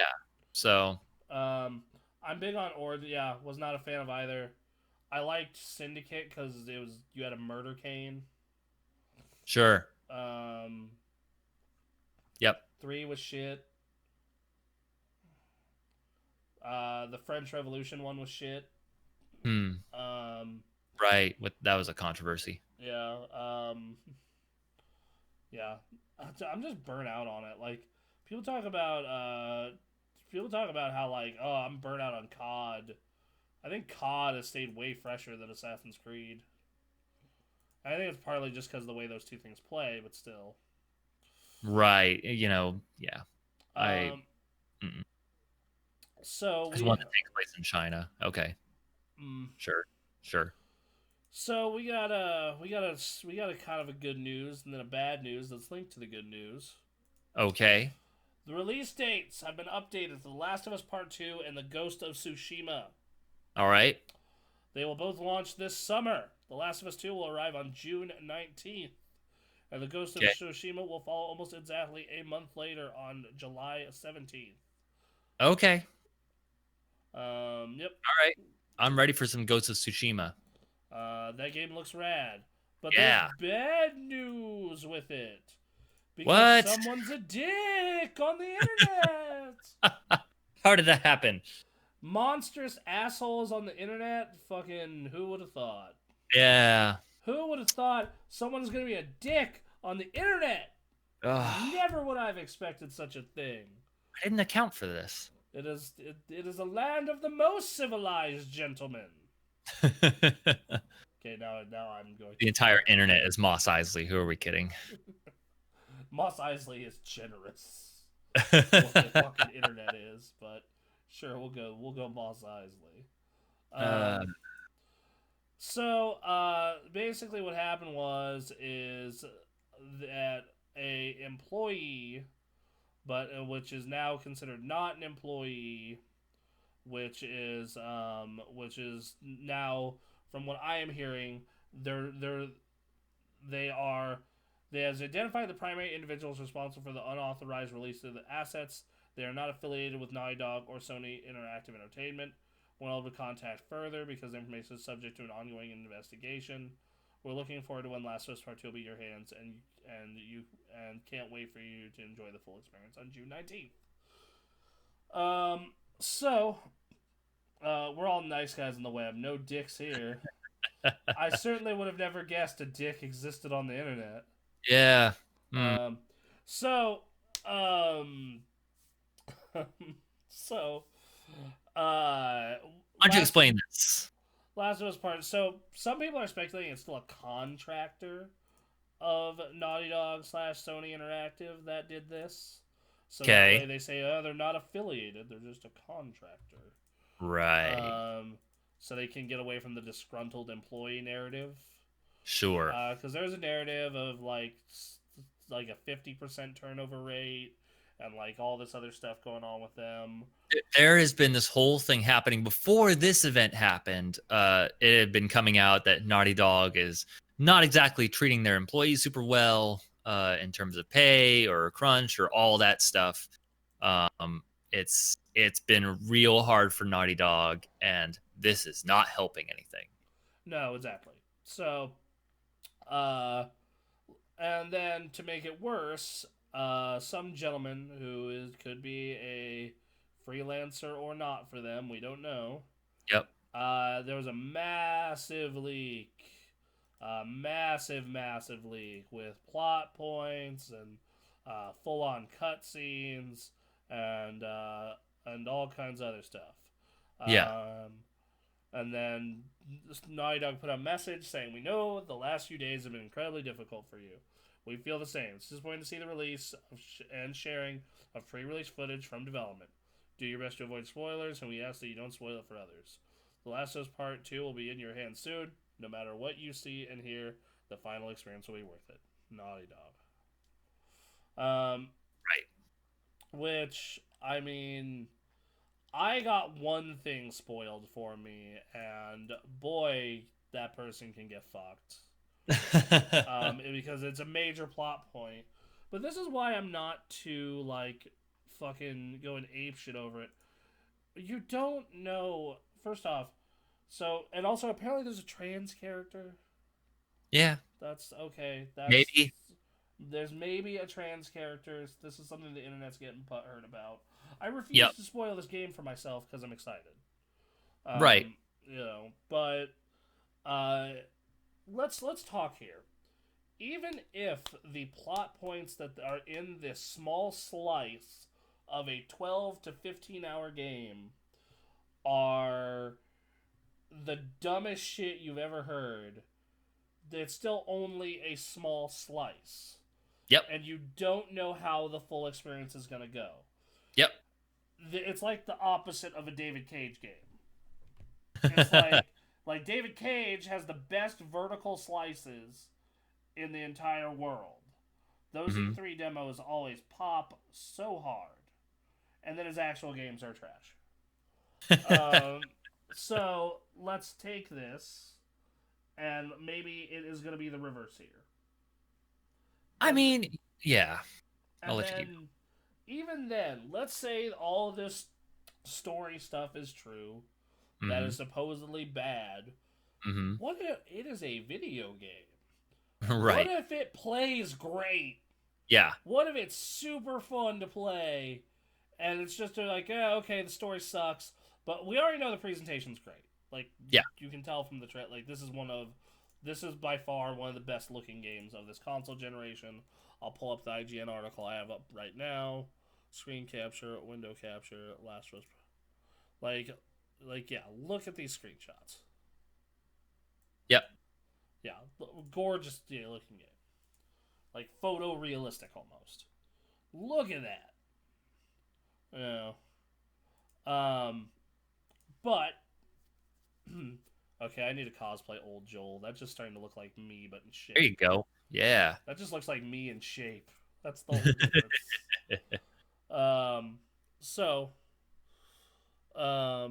So yeah, they have this. I can't wait to play that on HDR. Don't have an HDR set yet, unfortunately. I wonder how that'll look though. Dude, it's amazing. Yeah, like that's another like next year I'm gonna be replaying a lot of video games because I'll finally have the HDR set. But anyway, that's what I was saying. Holy fucking shit! Like, there's people need to calm the fuck down. Oh yeah. And I get that, like it, it could, like the whole puzzle that you're not you don't know the full puzzle yet, so slow your shit down. Yeah. People are fucking ridiculous, and then yeah. also and then there's apparently a trans character, which I admit that being a thing in the middle of a zombie apocalypse, a little weird. Okay, but I don't have any context for the character, so I mean, trans people exist without surgical whatever. Like that doesn't take them away. Right. Which I want to see how that is handled before I comment on whether or not because some people are like, that's so stupid during a zombie apocalypse. I'm like, well, let me see how it's handled. Like, yeah, if they have if they look like, hey, I'm on, a ton of hormones when we can't even get food and resources, I'm gonna be like, yeah, okay, that's kind of dumb. But if it just looks like, maybe that stuff happened before that at all gone down. Like, I don't know anything about the Last of Us story because I just have not been a fan of what I've played. But there's a bunch of ways this is totally fine, and if you're getting mad at the existence, they exist. I don't know what to tell you. I want to see how it's done before I fucking cry foul at that. And I have this it's like being mad at a toaster. Yeah. They exist. Get over it. If that's what people are mad about, then yeah. And the thing is I hate this because it's just this giant, social media circle jerk where I have, two, camps of, this is SJW propaganda, and then another camp of being, fucking people being like, if you don't like this, you're all bigots. And I'm just like, fucking, you're both stupid. Let's see the game. I just want to see the game. Let's See what that is first before you judge anything. Before we fucking It's a dogpile goddamn on it. video game. Yeah, and you know, like, yeah, and it could be true. All the fucking rumors and Absolutely. shit, it could be 100% true. This game could fucking blow. Yep. I'm a huge story guy and pissed at the things that were spoiled for me. I'm still gonna play. Yeah, I'm a big gameplay guy, but I love the story of The Last of Us. It's one of my favorite fucking stories in all video games. Anthony and I both said that game was so good and its story was so good, it did not need a sequel. They should just make it a one-off. Sure. And then they decided to make a sequel, and we're like, oh fuck, how do you go back to that? Because that game ends so perfectly. It's one of the best endings in a video game I've ever seen. It ends on such just a like, you know, perfect note of like what that world is and what the tone of everything is, and for them to like make a sequel, like they better have something fucking to say, Right. and like that's another part of like, you know, and to be fair, the thing that was spoiled for me, you know, like if you would have told me that like that's gonna be something that happens in The Last of Us 2, I'd be like, oh fuck yeah, I can see that. Right. Yeah. You know? Exactly. So. Yeah, you know, and the thing is, I don't know how they die. I don't know. Fuck. Someone dies in The Last of Us 2. It's shocker. So I was spoiled a bit more on it, and it's I don't know. Okay, so we'll get back to. I don't have the proper context for it because they just like cut scenes, and then like there's no gameplay or anything like that I saw or anything like that. I don't know how it plays or what you do gameplay wise. Okay, Ethan, get out of here. Oh god damn it, Ethan. something. Jesus. Okay, so I'm assuming someone gets beaten to death with a golf club. That's all right. Whatever. Don't do that again. There are some people trying to not. All right, so no more bad, no more spoilers for anyone. I will be issuing temporary bans for Last of Us 2 spoilers. I'm not fucking around. So no, it's ridiculous. We just have to wait.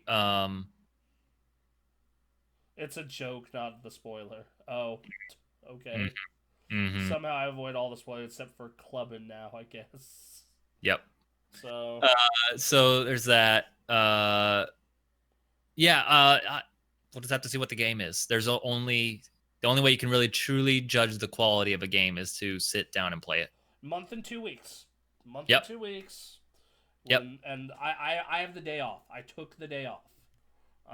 So let's say someone dies. Okay, the sky is blue. What of it? Yeah, exactly. Yeah. So alright. So thankfully I didn't spoil anything about other major plot points, but like it's no. So yeah, I'm gonna let everyone in the Discord know that now. By the way, Andrew, if you want to chat video games and other rad stuff, we got a Discord. Hop on in. We've been doing that, chatting up on things on the Discord. But yeah, so no, if you oh god, it's I order a Retron 5, it arrives Tuesday. Fuck yeah, dude. Play all right. Old school games. Yeah. Fucking play what's the Super Nintendo game I really liked? Play Junior presents Major League Baseball. No, play Chrono Trigger. Okay, I guess. Play Teenage Mutant Ninja Turtles, Turtles in Time. Oh, they probably sell this at Pink Gorilla. They probably sell all that at Pink Gorilla. Like even our retro store sell the Retron. I gotta make one, but I'll get around to it. Okay, right on, duder. Do you think? Do you think there'd be something to gain from a retro night? I think that there'd be something to gain from a Shogun night. I did not find that game fun enough to be doing a Shogun night. I bought Mortal Kombat 2, Mario 1 / Duck Hunt, Tecmo Bowl, and To the Earth. Tecmo Bowl! Ooh, that's a good one. Bo Jackson, the unstoppable fucking monster in that game. Yeah. All right. Afternoon, Quinn. How are you doing? Speaking of perfect time to be wrapping up what we're talking about. Yes, exactly. By the way, Quinn, we are Ultimate Mortal Kombat 3 is the best Mortal Kombat. Andrew is correct. Oh, He is 110% correct. okay. Played with my dad on Switch. Hell yeah. Technical Pulse Cool. the bomb. Quinn, by the way, I know you missed it. I'm going to be throwing it up in the Discord soon. We are issuing temporary bans for Last of Us 2 spoilers. So, watch your shit. Um, All Alright, right. so, I may or may not experience a bit of a hangover. Had my own pirate night last night. Yeah. Did you at least drink rum? Let us know. Ultimate Mortal Kombat 3 is the best Mortal Kombat. I see a lot of the Mortal Kombat people I follow tend to sing the praises of 2. Or no, was it 2 or was it? I don't think it was 3 because 3 lost Raiden. 2 has a lot of rad shit in it, I will say. Of course, I search MK2 and I get cars. Jerry's cracking her bus. Oh, Sailor Jerry's is gross. But that is a decent. That is a. Both of those are good pirate themed drinks, so you got that. God damn it. Okay, apparently MK2s are a notable make of car. Oh god. There we go. I mean, you know, who doesn't enjoy Bacardi though? That's the real question. Me. You don't enjoy Bacardi? I mean, I enjoy it as much as like 99% of all other hard liquors. You need to mix it with stuff, man. I do. I do mix it with stuff. I don't know. I just don't. I do not have. This has been the same thing with my my deal with beers, weed as well. They're like, oh yeah, no, you can totally taste the difference in this type of liquor or beer or weed. And it's like, no, this tastes like gasoline, or this tastes like just straight hops, or this tastes like skunk ass. So, by the way, if you want a good Quinn, if you're looking for a good rum, try Privateer rum. Anyway, so let me. Okay, we got some comments to catch up on. Holy, we do. Yeah. Quinn saying, I can't spoil Last of Us any more than other people already have. Okay, great. I'm referring to specifically in our channels, like our Discord and our socials and whatnot, and our Twitch chat. So yeah. Anyway, Genesis 6 button pad. That was basically my childhood. I played a lot of MK, a lot of Ultimate Mortal Kombat 3 at the Gold and Silver because they eventually upgraded that MK2 machine, and then I played a lot of it on Xbox Live when they put that version out. Cool. I hear that all beer tastes the same to me. I'm not a fan, but mixed drinks are great. I know of it. We made some good AMFs last night and got pretty messed up. Fair enough. Nice. Is Ultimate Mortal Kombat 3 on the Genesis? It's not the version you want to play, but yes. What's the one you want to play?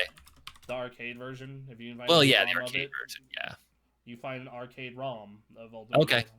I don't know. The PlayStation version is passable. It just loads forever.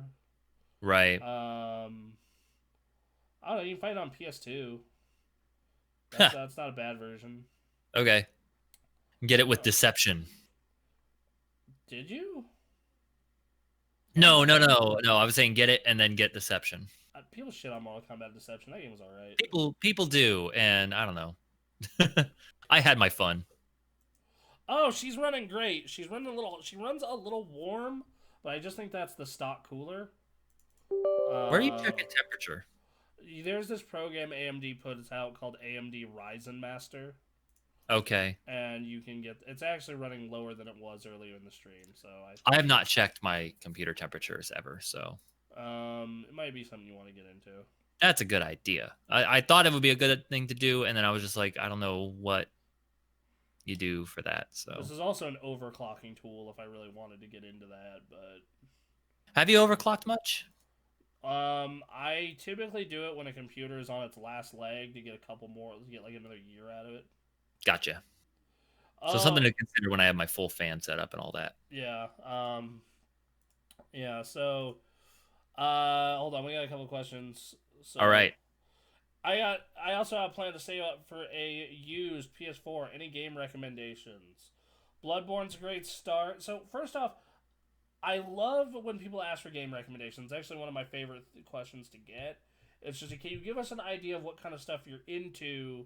Because I can give you a broad like of my favorite PS4 games.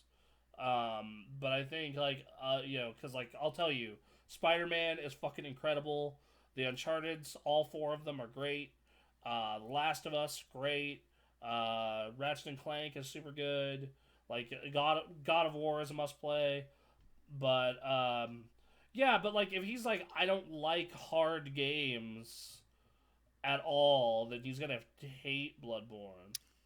That's the thing. I still have not gotten past the first boss in Bloodborne because that game's too hard for me. I I don't know cheesed the what to first boss, but it got me the confidence to finish the rest of the game.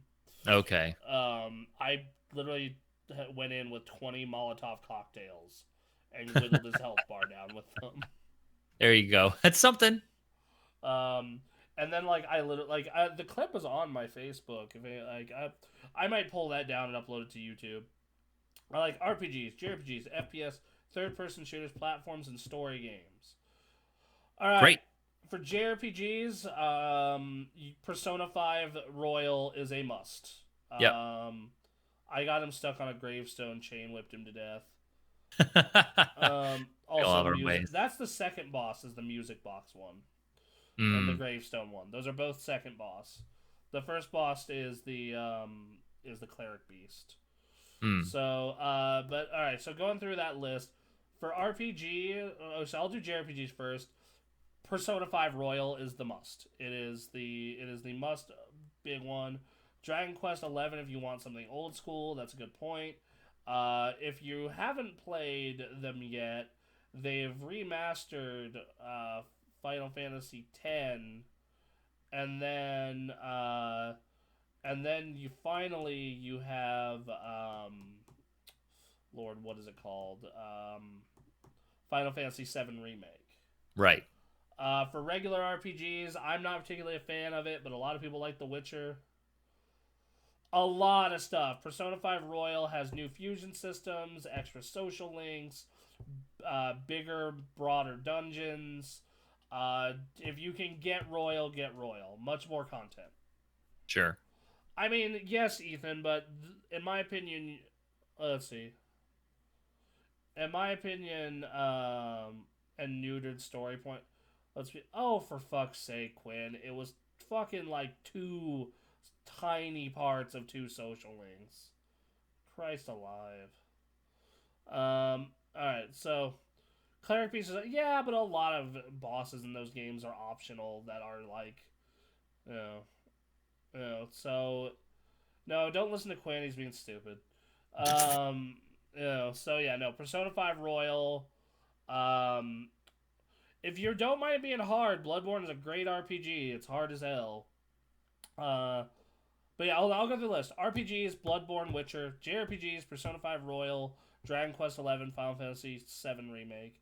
First person shooters, for the love of God, play Titanfall 2.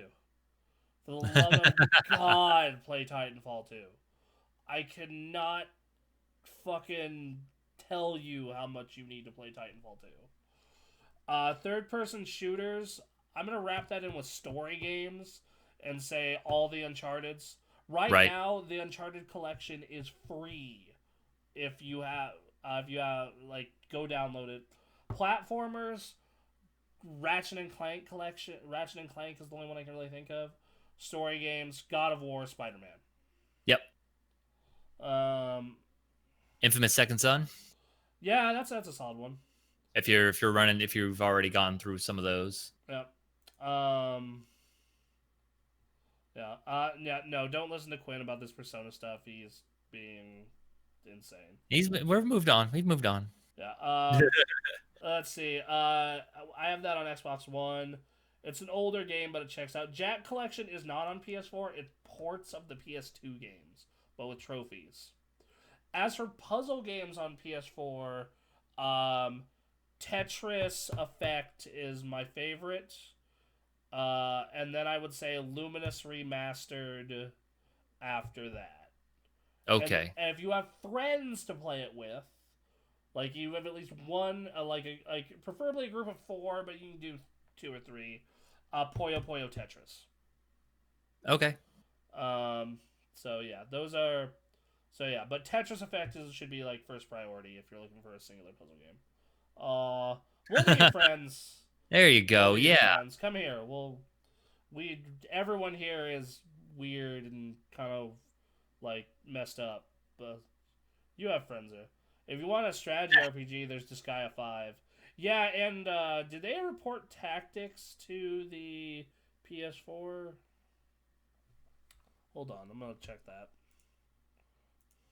It's a good question. No. HR Ninja says no.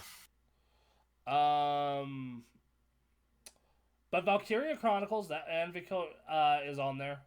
So is the Banner Saga if you're looking for strategy RPGs as well. Okay.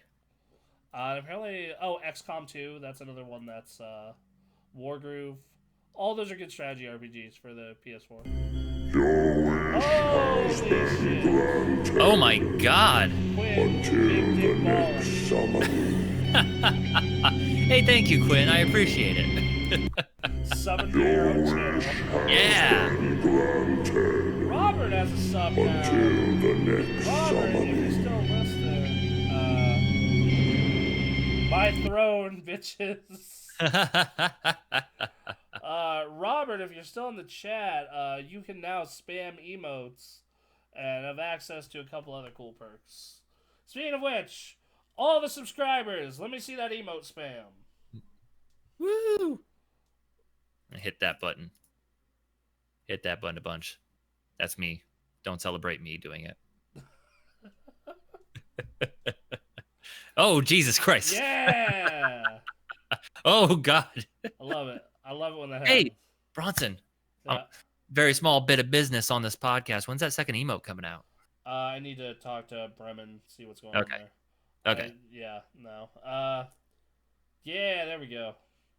There we go. Alright, Thank you, guys. Thank you, Quinn. Xbox, I paid for this email. I'm going to spam it at will. Alright, well, hey, we're more than welcome to it. You know, we paid for it too, funnily enough. Lordy. Let's see, XCOM 2, War of the Chosen. I have XCOM 2 still on Xbox. That's a great game. It's absolutely... It's hard as hell, though. I don't think I've ever seen, like, let's see. I paid $11 for XCOM 2 sealed. That is, once again, many thanks to Super Gamecraft on behalf of the warm and gracious members of the Merchants Guilds. Alright, so I'm going to check the Discord for other questions, and then I'm going to just blurt out our last 2 news stories, and we can... Alright, so... Call it a day. Yeah, so our last 2 news stories are, hey, Space Jam 2 has an official title and a release date. Okay. Not a release date. It has a release window. It's targeted to hit theaters next year, starring LeBron James and Bug Bunny. Space Jam 2, A New Legacy. A New Legacy. Fuck yeah. Okay. Let's see.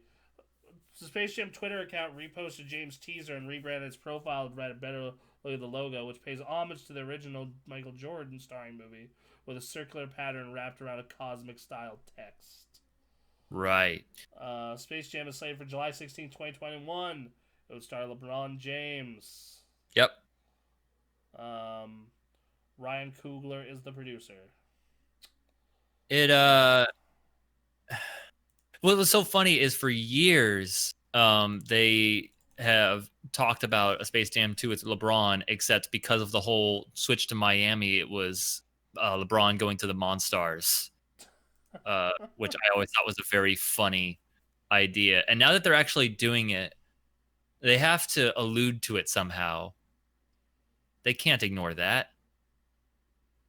I mean, they can, man. They can and probably will, but like, Oh what lordy. is this story? I don't know. They haven't said anything. Did you see the last Looney Tunes movie that came out in theaters? No. It was okay. I think it had. I may be wrong on this, but I want to say it had like Brendan Fraser in it. So the question is it with LeBron? Yes. Yes. Let's see. Back in action. Space Jam 2, Spacey Boogaloo. Oh wait, that's less cool. Lame. Seriously, they could have called it Space Jam 2, Half Court Boogaloo. Brendan Fraser was in it. It wasn't great. Yeah, no, I went and saw this in theaters, and like Michael Jordan shows up in it, but it's not actually necessarily Michael Jordan. It's just like they like cut him out of Space Jam, and then like Bugs Bunny's like, "You're not in this movie," and then his thing falls down. Okay, all right. So hey, the last news story we have. Hey, Steve Martin's in it too. Huh. Interesting. Yeah. Last news story we have is hey, you remember Deadly Premonition, right? I do. How great was Deadly Premonition? It seemed crazy. That's a game I'd love to play on this channel. Well, it's on the Switch, but you know what's coming to the Switch? What's coming to the Switch? Deadly Premonition 2. Ah, shit. And guess when it comes out? When does it come out? Has a release date. Officially announced. Does it release on the release date? It releases on July 10th. God damn it. God. What up, son? Deadly All right. Premonition 2. All right. Let's see. Get the coffee. Hold on. I'm gonna play a little. We gotta play a little music for the viewers today. All right, let's play some music. All right, so everyone.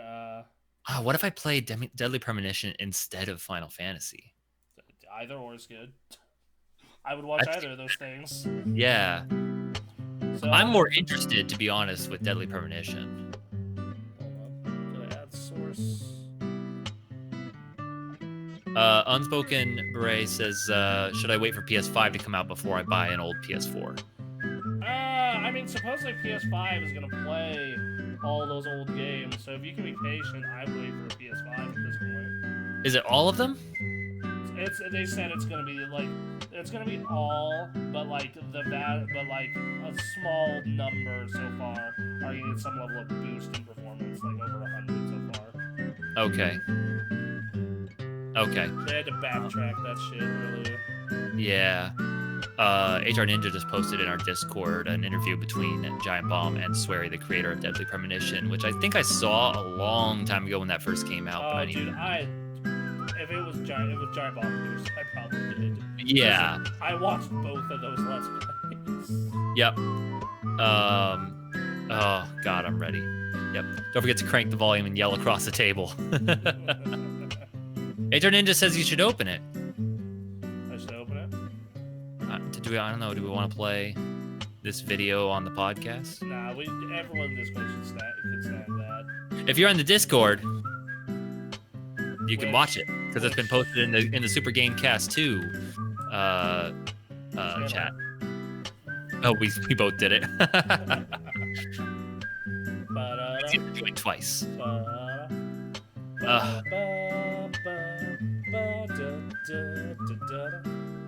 No, I actually. Such a good song. You want to know what I associate this song with? The death of the original Xbox Live.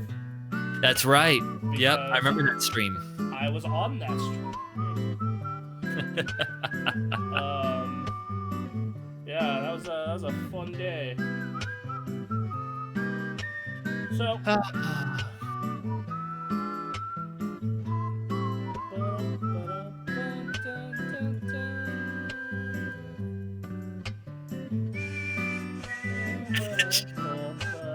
I wonder what the vibe was like while developing this game. They just played this in the office. They felt great all day. Yeah. 8 hours. No, you don't. I don't like Yoshi Islands. Don't say that. Don't say that. Don't besmirch Deadly Premonition. Oh, Yoshi that's another Island. idea. Okay. Pitch you What? on that later. I'll pitch you on that later after the podcast is over. This is the song that plays at the end of the world. You're just like staring at a meteor coming in, and you're just Accepting sweet death. Yep. Oh, it's over. Oh. Oh wait, no, it repeats. Sorry. Of course it does. Yeah. It repeats for up to 6 minutes. And 2020 theme right there. Classic swearing. If you haven't played Deadly Premonition yet, please do. oh, this is a 2020 theme. Oh God, you're right. Shit. Oh man, at the end of the year we should make a YouTube video of just like a compilation of all the video clips and news clips with this song over all of it. Of all of us, or just like horrible shit? Put us in, yeah. We'll make it, yeah. Let's see. I've never actually heard of this game do it in the form of a catchy whistle in a loop. I want to say it's backwards compatible. Hold on. Let me pull it up so when you get your Series X, you actually should be able to play it. Yeah, Deadly Premonition is a weird-ass game that released in the modern era where you don't see these kinds of games anymore. No, it came out in 2010, which is like... Yeah. Nowadays you occasionally see stuff like that, but back then, it was like never. Text list. D. Please tell me it's on here. It is! All right. Aw, dude, you can play this on your Xbox Series X. And it'll probably still run like 20 frames a second. I mean, yeah, but, you know, as intended, right? No, dude, the PS3 version ran like garbage. Right. Like, the PS3 but... This shit's so gonna get copyrighted, by the way. Oh, yeah. Oh, well. Ba-na-na. But, such a... PS3 version ran like hot garbage. So you could play it on Switch. I don't know how that version runs. Probably better. I mean, isn't it like a not remastered, but... Or was it remastered? Did they make that better? Let me look.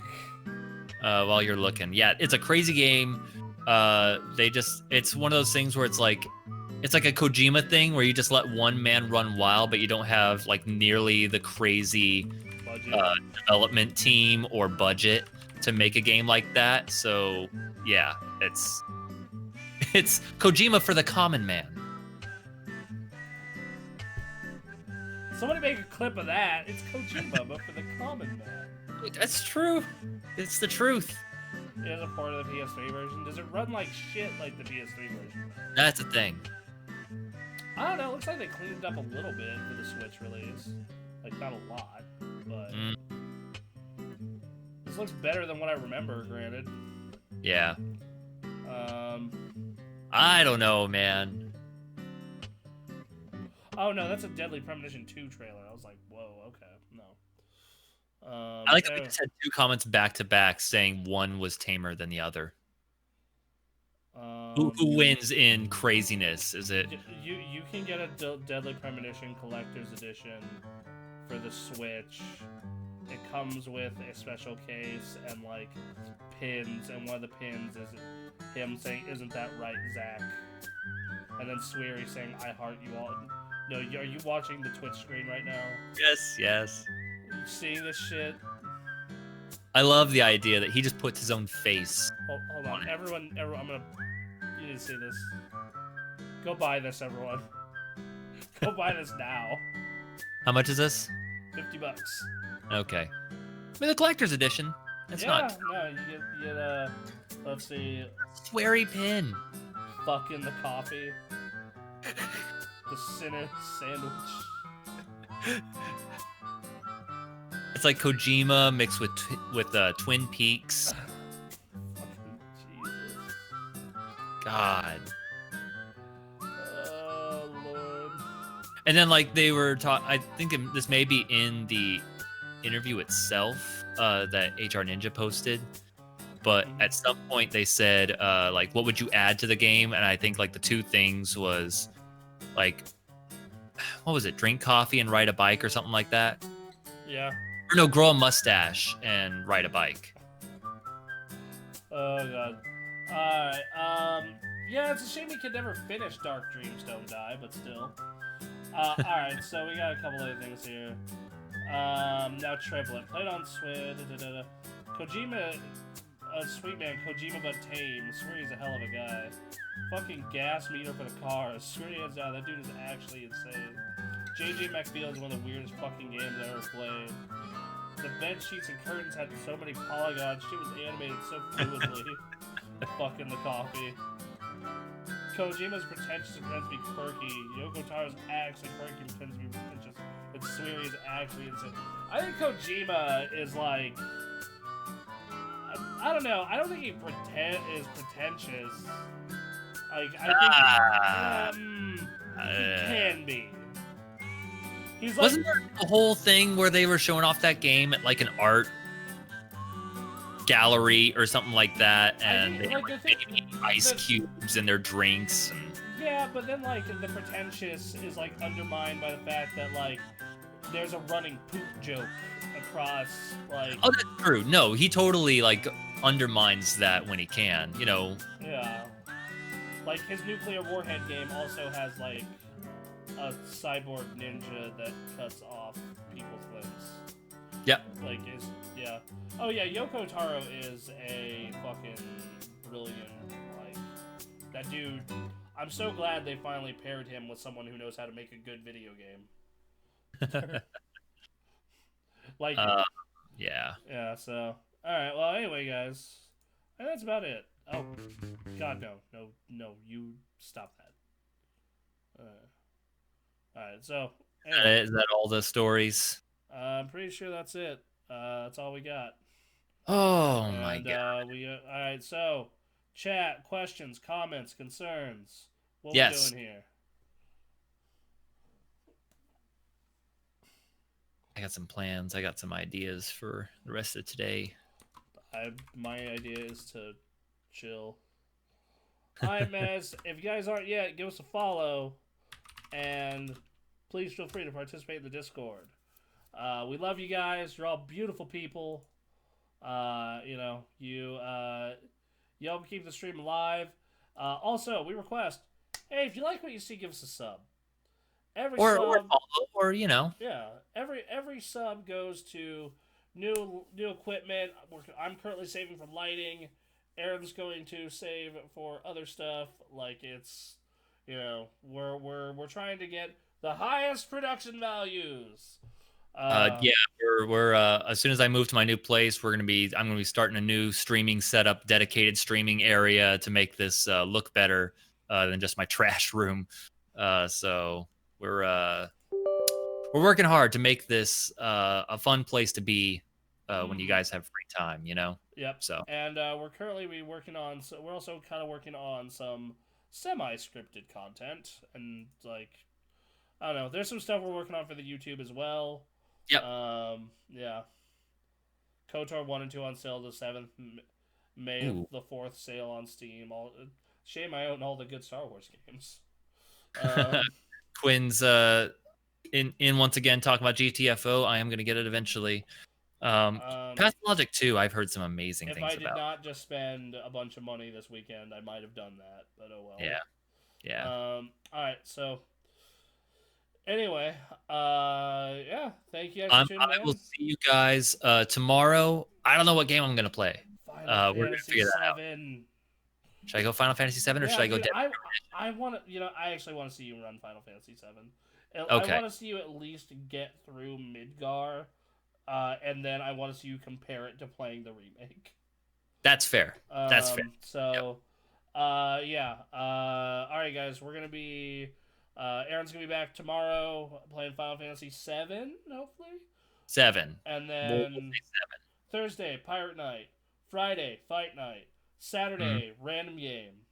And then... Ethan, we understand, bro. Yeah, it's all right. And then Sunday, we're back here talking all that hot video game news and new releases. I will play Gears Tactics this week, so I actually will talk about a new game besides Streets of Rage. Okay. All right. We love you guys. We'll see you all tomorrow. Have a good week. Bye-bye. Coffee. Fucking the coffee.